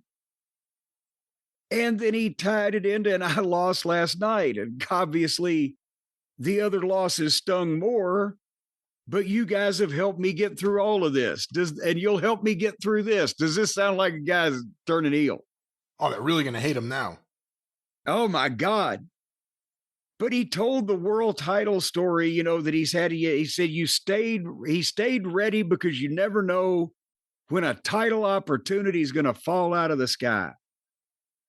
And I've proven my childhood dream, and I'm staying ready still because you never know when that title chance is going to fall out of the sky. Cody music. Wouldn't you know when that opportunity? No, not yet, though. But here comes Cody. What about his eye? Jesus H. Christ. Oof. Bad. Wait, I was looking when I saw him start bleeding. What could have caught him, and it really wasn't obvious. And that's another thing. Remember, like the other day when Joe knocked out Bill on the TNA show, whatever their fucking names were. I've slept since then, as Ricky Morton would say. And it didn't look like anything other. Well, it was a super kick, but boom. The same thing. I didn't see anything that was overly egregious, but goddamn, he looked like somebody hit him in the eye with a baseball bat. The kick? But he was bleeding beforehand. Did okay, but that may. He got colored. Then I suspectified that the blood might be a gimmick, but then he got. You're saying you think he got kicked in the face for real? It was either that or the punches, I would think, right? I mean, those. Well, are really... that wasn't no punch. He would have gone down and stayed there for a minute.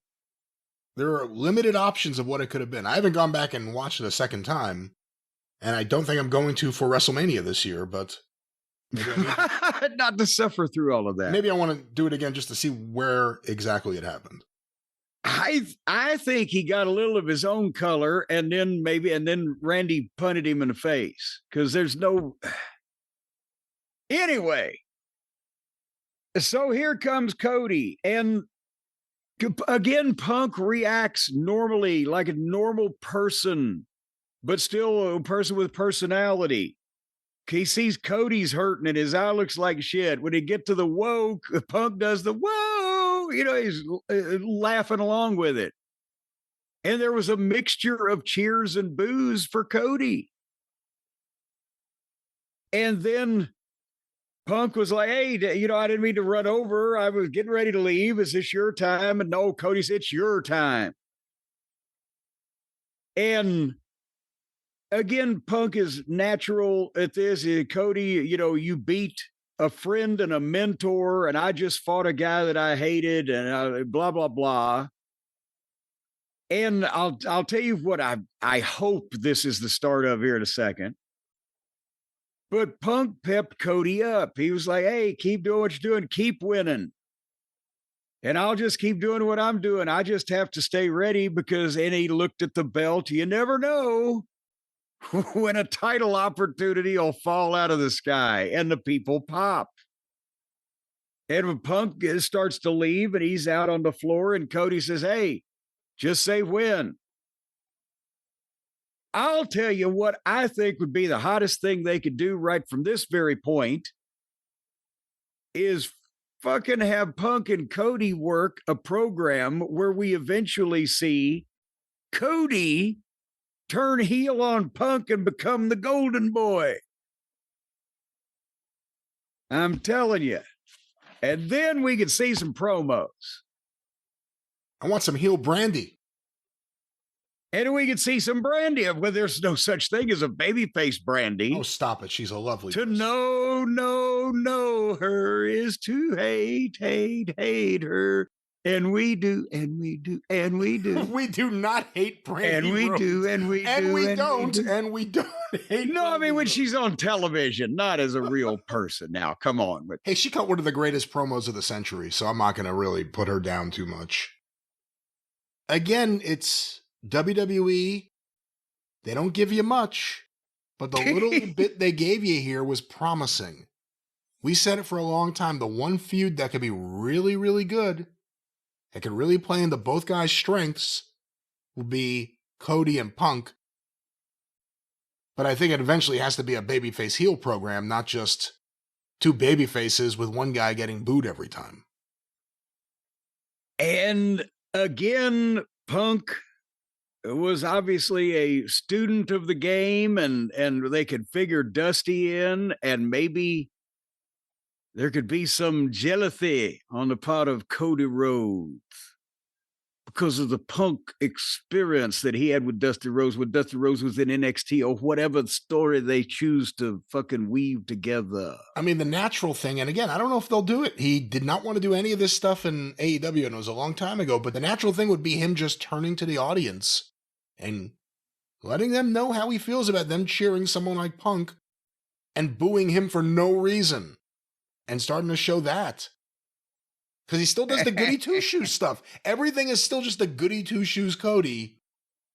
He can't do that forever. Well, but it actually, with the proper tweak in presentation, goody two-shoes Cody could be the most fucking smarmy fucking heel in recorded history. Think about it. Yeah, no, he worked with Matt Jackson from the Bucks, so he obviously has seen that kind of character up close and personal. You can just apply some of that to... He could just do it as a grown adult would do it, rather That's right. Yes. That's right. Anyway, moving along, can we move on past the next couple of things with Javon Evans and Ethan Page. I don't really get Ethan Page. Love Javon, but it time wise, we're in a crunch here because this has been 10 hours of with SmackDown, 13 hours of WWE in 4 days. Hall of Fame. And the Hall of Fame, wait, make it 27 hours then. Well, they had Ethan Page go over. Ethan Page is obviously new to Raw. They announced that earlier. And then after it, Miro beat the hell out of Javon. So, and then Penta came out to save Javon, and then Ethan Page helped Miro. So, a promising future here of not elevating Javon just yet. Well, he gets high on his own, off the top rope. Very good. And then it looked like when I was fast forwarding that Liv Morgan and Saul Ruka had a long issue with each other, beginning with speaking and ending with wrestling. I enjoyed that. I enjoyed that match. They don't give you a lot of matches, so it's easy to say best match on the show, but that was really good. I enjoyed that more than the women's title matches at WrestleMania. And the fans were really into it, and Saul Ruka's really good. And then they did an angle to set up something on Wednesday on NXT instead of just a clean finish. But that's that. I'll check that out as soon as I lose my fucking ability to use the remote. What problem? I'm not even going to get you going. Yeah, it's a lot. It's a lot. We're hitting the high points here. Brock Lesnar. Did you see the Brock package? Excellent video. Again, something that they do so well. They have all that footage, and they did his history from college to OVW to the WWE to the UFC, back to WWE. And, they had the comments and the highlights and et cetera, did a wonderful package. And again, we're going to potentially find out that he just decided to say, fuck it, this is it, I'm done. Because I know Heyman is Paul Heyman is not a tremendous actor. Paul Heyman is tremendous at acting like Paul Heyman. But even he seemed choked up.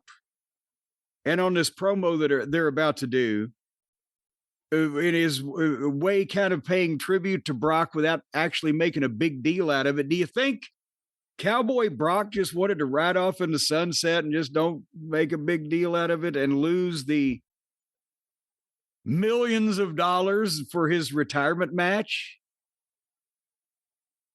Or this was the plan? I don't know. It's also important to note, they haven't officially said he's retired, and he hasn't said anything. Obviously, the boots and the gloves connotate something, but nothing is official. Maybe that's going to be happening soon, but this was the Raw after, and they had a video, and Heyman talked about him. No one said, we will never see him again. So who knows? That's the thing. I wondered if they're trying to talk him out of it. That's what I'm saying. I think Brock just, you know what? When he was in the ring, because have you ever seen Brock Lesnar emotional? And he was emotional sitting there. And I think he doesn't say anything. I think he did that, which that was him saying something. And I think everybody else is panicked and like, God damn, we weren't ready for this. We'll talk about it. We'll show it. We got to, but nobody actually fucking say it. Because Paul Lee said yesterday was unexpected, but then he cut a promo on the production crew for not taking Brock out of the now and putting him in the forever. And he almost stroked out because, it seemed like he was trying to give the tribute to, or you know what I'm saying with Paul, just say something about something that he couldn't say something about. And they still chanted, thank you, Brock. So I'm thinking that the fucking guy just, you know what? How do we do this anymore? Because if he'd have gone to him and said, announce my retirement match for SummerSlam and I'll put him over again, and they would have given him $5 million. I think he felt or anybody. something. I'll put over anybody. Announce my retirement match for SummerSlam.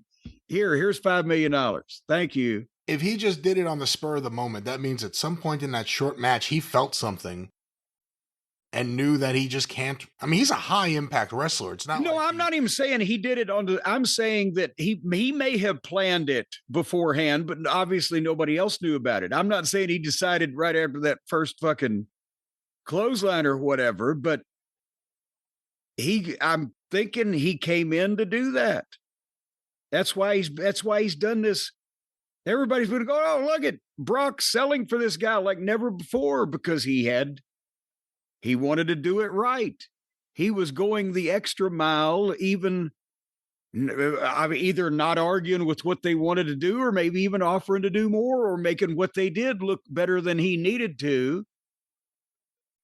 And has not asked for anything back, because he was like, I'll make this guy on the way out, but I think I'm done. But he just didn't, inform everybody, it doesn't look like. Well, we'll see how it breaks, but great promo from Heyman. And the thing is Paul looking surprised? He doesn't look spry anymore, but does he look surprised and choked up and flummoxed because he's such a good worker, because he wants the office to think that he didn't know, but he really knew because he's Brock's guy? Or did he not even know? See, this is the kind of stuff that's interesting. Not fucking people walking to the ring to fucking music. Anyway, so in this promo that Paul E was doing, then he's got Austin Theory and Logan Paul there, and he said, the tag teams are experiencing a resurgence due to them being the tag team champions. And boy, here's a resurgence is about to come up in a minute. Logan Paul got booed out of the fucking building. They Dominic Mysterio'd his ass in the old days and wouldn't let him speak. But what the point he was trying to get across was, I'm sick of YouTubers and outsiders coming into our business. That was great. He is a hate-getting prick. He just knows. And then Paul thanked Gunther and said he owed him one, and then he introduced the returning Braun Breaker, who came out in a leather jacket with a slightly different haircut. Brian, he looks more like Rick Steiner than ever before and sounds more like him. And again, this kid, he can talk. He's got a personality. He's got the facial expressions. He's got the attitude. He's different. And, I mean, for people saying, oh, golly, this guy's the best young wrestler in the business, or that guy's the best young wrestler, the Obafemi is going to get to be the next big thing position, but Braun Breaker, healthy, with no injuries, is going to be on top of the cards in this company for the next 10 fucking years. He is the young guy. Anyway, or if he doesn't get brain damage anymore, Brian, because as soon as he finished his promo, Seth Rollins came in with a chair from behind. He's supposed to hit him in the back, and he hit him in the back of the head and busted Braun Breaker's head from asshole to appetite, just wide open. And down he goes and out. And then Theory and Logan Paul stopped Seth Rollins, started getting some heat on him. And here came the Street Profits. I thought the goddamn tag team division was revitalized. If this is revitalized, I'd hate. Or who's next? Chuck and Vic, the Scuffling Hillbillies, are coming back. And they beat up and shit-canned Austin Theory and Logan Paul and fought them all the way out of the arena. So thanks for coming, Vision. Logan Paul and Austin Theory are now on the level of the interchangeable group tag teams that muddle through the mid-card. But then Braun was able to regain consciousness, apparently, from this fucking goddamn getting his head caved in. And he gets back in the ring and goes for a spear on Seth. But Seth comes out of the corner with a super kick and meets him. But these guys got to remember it. Braun's coming with some velocity. Because when Braun spun to take the bump, he was still moving and he clipped Seth's leg right out from under him. Did you see that part?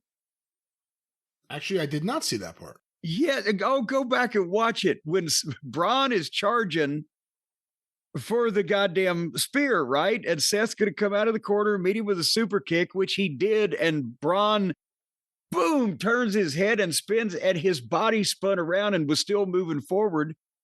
And took fucking Seth's I guess his left leg, whatever was planted, took him out like a fucking chop block, and they went down. And then Seth got up, and you could see for a second, it's like, am I okay? Holy fuck. That, was close, whatever. And then he started beating up on Braun again until Braun hit him with a spear, and then beat him up, and then hit him with another spear, cut a promo on him. God damn, these fucking baby faces, it takes 3 or 4 big heat spots to get them down anymore. I'm glad it was simpler in back in my day. But God, again, the guy just came back from injury, and Seth, how bigger of a target do you need to give than Braun Breaker's back? Yeah, really. And Seth caught him with the top of the fucking edge of the chair, as always. Whenever it doesn't swing exactly sideways, you're risking that, and the frame of the chair or whatever, the back of the seat, whatever you want to call it, whack. And so he looked perfectly wonderful. It sometimes when you're looking at him from the front, he turned around, he looked like somebody had thrown a fucking hatchet at him.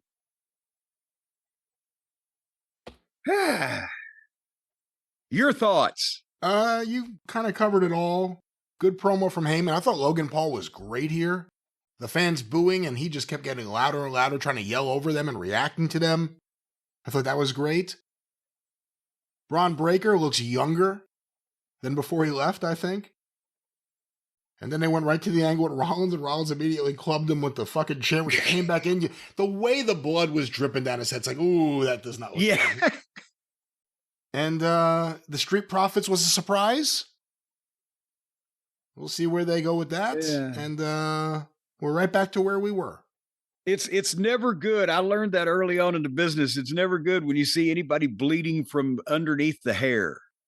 Anything involving the around the inside the square area of the hair is a goddamn potato. Which is actually how Brett got away with that fucking blade job that time on pay-per-view when he told Vince it was an accident. He hit the corner of the steps. He did it up above his hairline, and Vince, oh, well, of course. That was him and Piper at WrestleMania 8. No, it was him and Davey. Did he do it twice? No, it was him and Piper. Was it? Oh, he did it there. That's right. I was thinking because the story always was, and it's been a while since I thought about this, at WrestleMania 8, Piper and Brett went on early, maybe the second match, and Brett got a lot of blood. And they said Vince was livid. And Brett convinced him that it somehow had happened. I thought it was the corner of the steps, but somehow Vince believed Brett. And then Ric Flair went out there, Randy Savage, and cut his head off. Yeah, that's right. And then Vince was going out of his mind again. Yeah, Vince got livid at Ric Flair for that. No, this was 1995. Brett and Davey. Brett wanted, because it was family, and they had a good match, great match, depending on your standpoint. But Brett wanted to do more for Davey.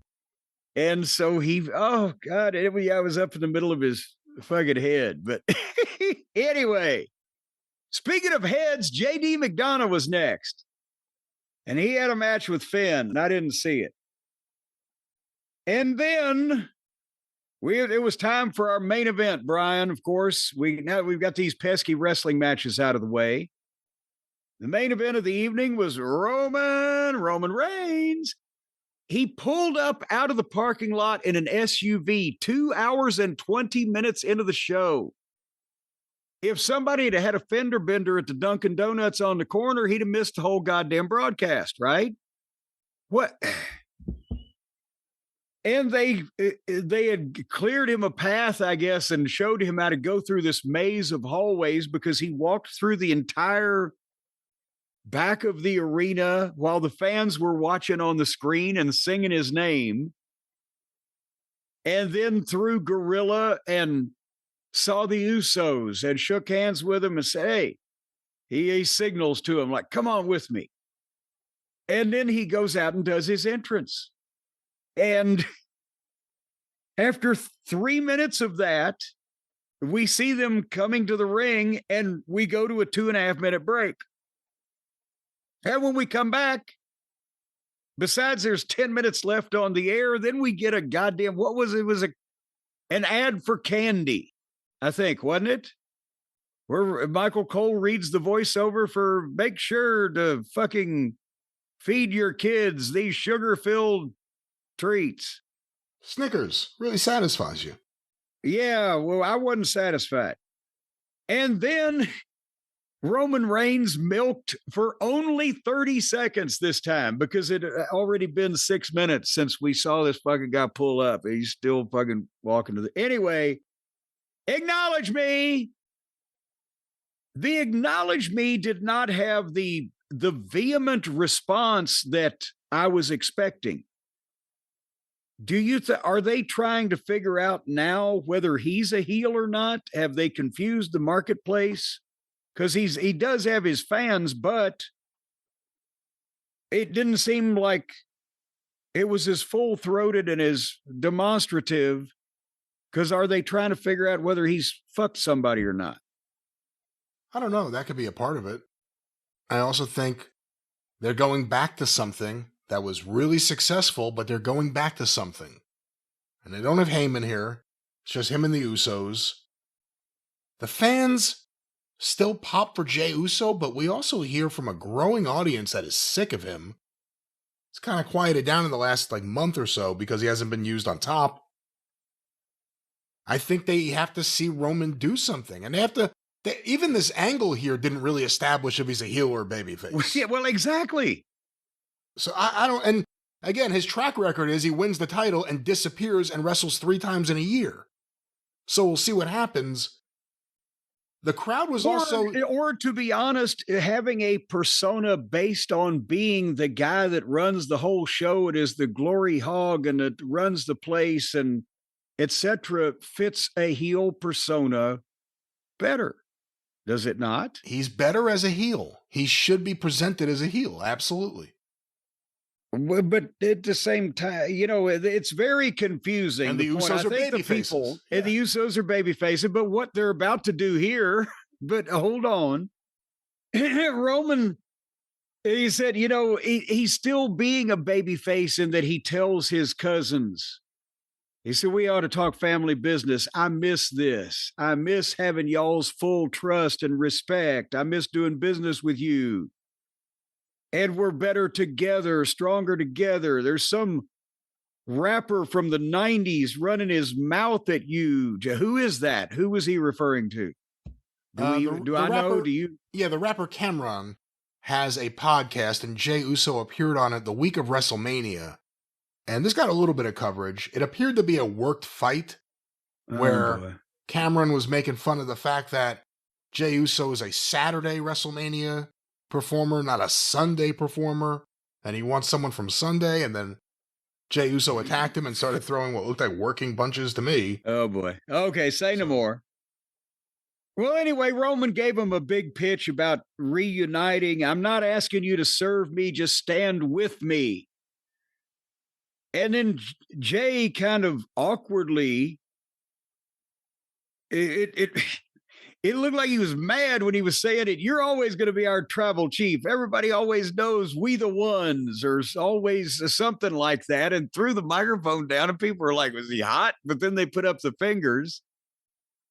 And then as Roman goes to put his finger up, Jacob's music plays. And he makes his entrance, and they stare at each other. And this was abrupt. Here is my problem with this. Jacob didn't come to acknowledge Roman. I need that title. I need the shoe deal, the private jet, the Rolex watch, the bigger house, the better schools for my kids. I'm glad he threw that in after the fucking Rolex and the jet. Oh, and by the way, I'll take care of my children also. But he said, I want to do it for myself and my family at Backlash. He said, and the fans kind of went Fatu lightly. But then Roman just, hey, if you can beat me, can you handle the burden of the title? If you can't beat me, can you handle the burden of acknowledging me? I'll give you a week to think about it. I'll see you next week on Raw, little cousin. They've shot through 3 or 6 months of something they could have done here, or at least 6 weeks. What about if Jacob just said, hey, came out and said, are you not going to include me? I've never been part of this family. You didn't want to bring me here. So now are you going to, or you recognizing that I'm blood too? And it should bring him in and let him stand next to the fucking guy for a while and create some tension or something. Instead of just shit, we got a pay-per-view next week or next month. So, hey, Fatu, come over here. Let's just rush this up. Am I complaining without merit, Brian? I didn't like that he said, I don't want to be the tribal chief. That should have been the first thing he said. Well, yeah. I want what you have. I want to be the tribal chief. I should be leading this family. You've had a chance already. I don't want to be the tribal chief. I just want everything that being the tribal chief got you. Yeah. I like that they're using Jacob in a top position, other than the line about that you honed in on about sending his kids to a better school after the glamorous thing. As soon as he's got that fucking Gulfstream and that goddamn Rolex Presidential, the next thing on his mind is getting his kids a lunch at school. Again, I'm not going to nitpick that. I think it was fine, but I know it was just funny to me. And then they is rushing. Like just about everything else, it went nowhere. It just ended with, we'll tease more next week. That's it. And Backlash main event, I guess. Like you said, this could be a multi-month thing of Jacob Fatu dealing with the main eventers in his family, as opposed to the solo group. And they don't appear to want it that way. Well, but again, that's the thing, is that if you go back and look at the story, and I'll get off soapbox in a second, but I've always been a proponent of Jacobs, and already I'm worried they've cleaned him up a little bit and tamed the werewolf. But remember, he was brought in by Solo's bunch, or am I gone crazy? No, I think so, because he used to yell, I love you, Solo. Exactly. That's what I'm saying. I'm not crazy. Also, I know that, but that was a figure of speech. But the point is, he never was a part of the Roman Reigns, Jimmy, and Jey Uso family bloodline on camera. And when they brought him into the Solo group, there was some references, at least, to he was the one who's too wild. They never wanted him here. And the Solo has made the decision to bring the other wise man or whatever, didn't want him here. The point is, that's why Jacob was supposed to be so dangerous. So why couldn't they have concocted a thing where, hey, if y'all go get the bloodline back together, well, I'm part of your blood. What about me? What about all the times that I was sitting out on this fucking street on the corner, jobless, unemployed, whatever the fuck, where you guys were flying around in your private jet? You didn't invite me. Well, Jacob is, you're a record man, and the way you can't be trusted because you got the temper and you're a liability. Oh, my liability, huh? Well, you see where I'm going with this? Yeah. And let him okay, be part of our group, be with us. That could last 4 weeks of television just going, what the fuck's going to go on while they're trying to coexist? And I don't know. Well, they went the lazy route, and it's right in front of us now, and here it is. And that was Raw. And this my is your show. Oh, shit. With that, hold on. I was just trying to fix this. Don't even ask what's going on at Cornette's Collectibles. I need the extra time to go back and fill orders. With that, the drive-thru is closed.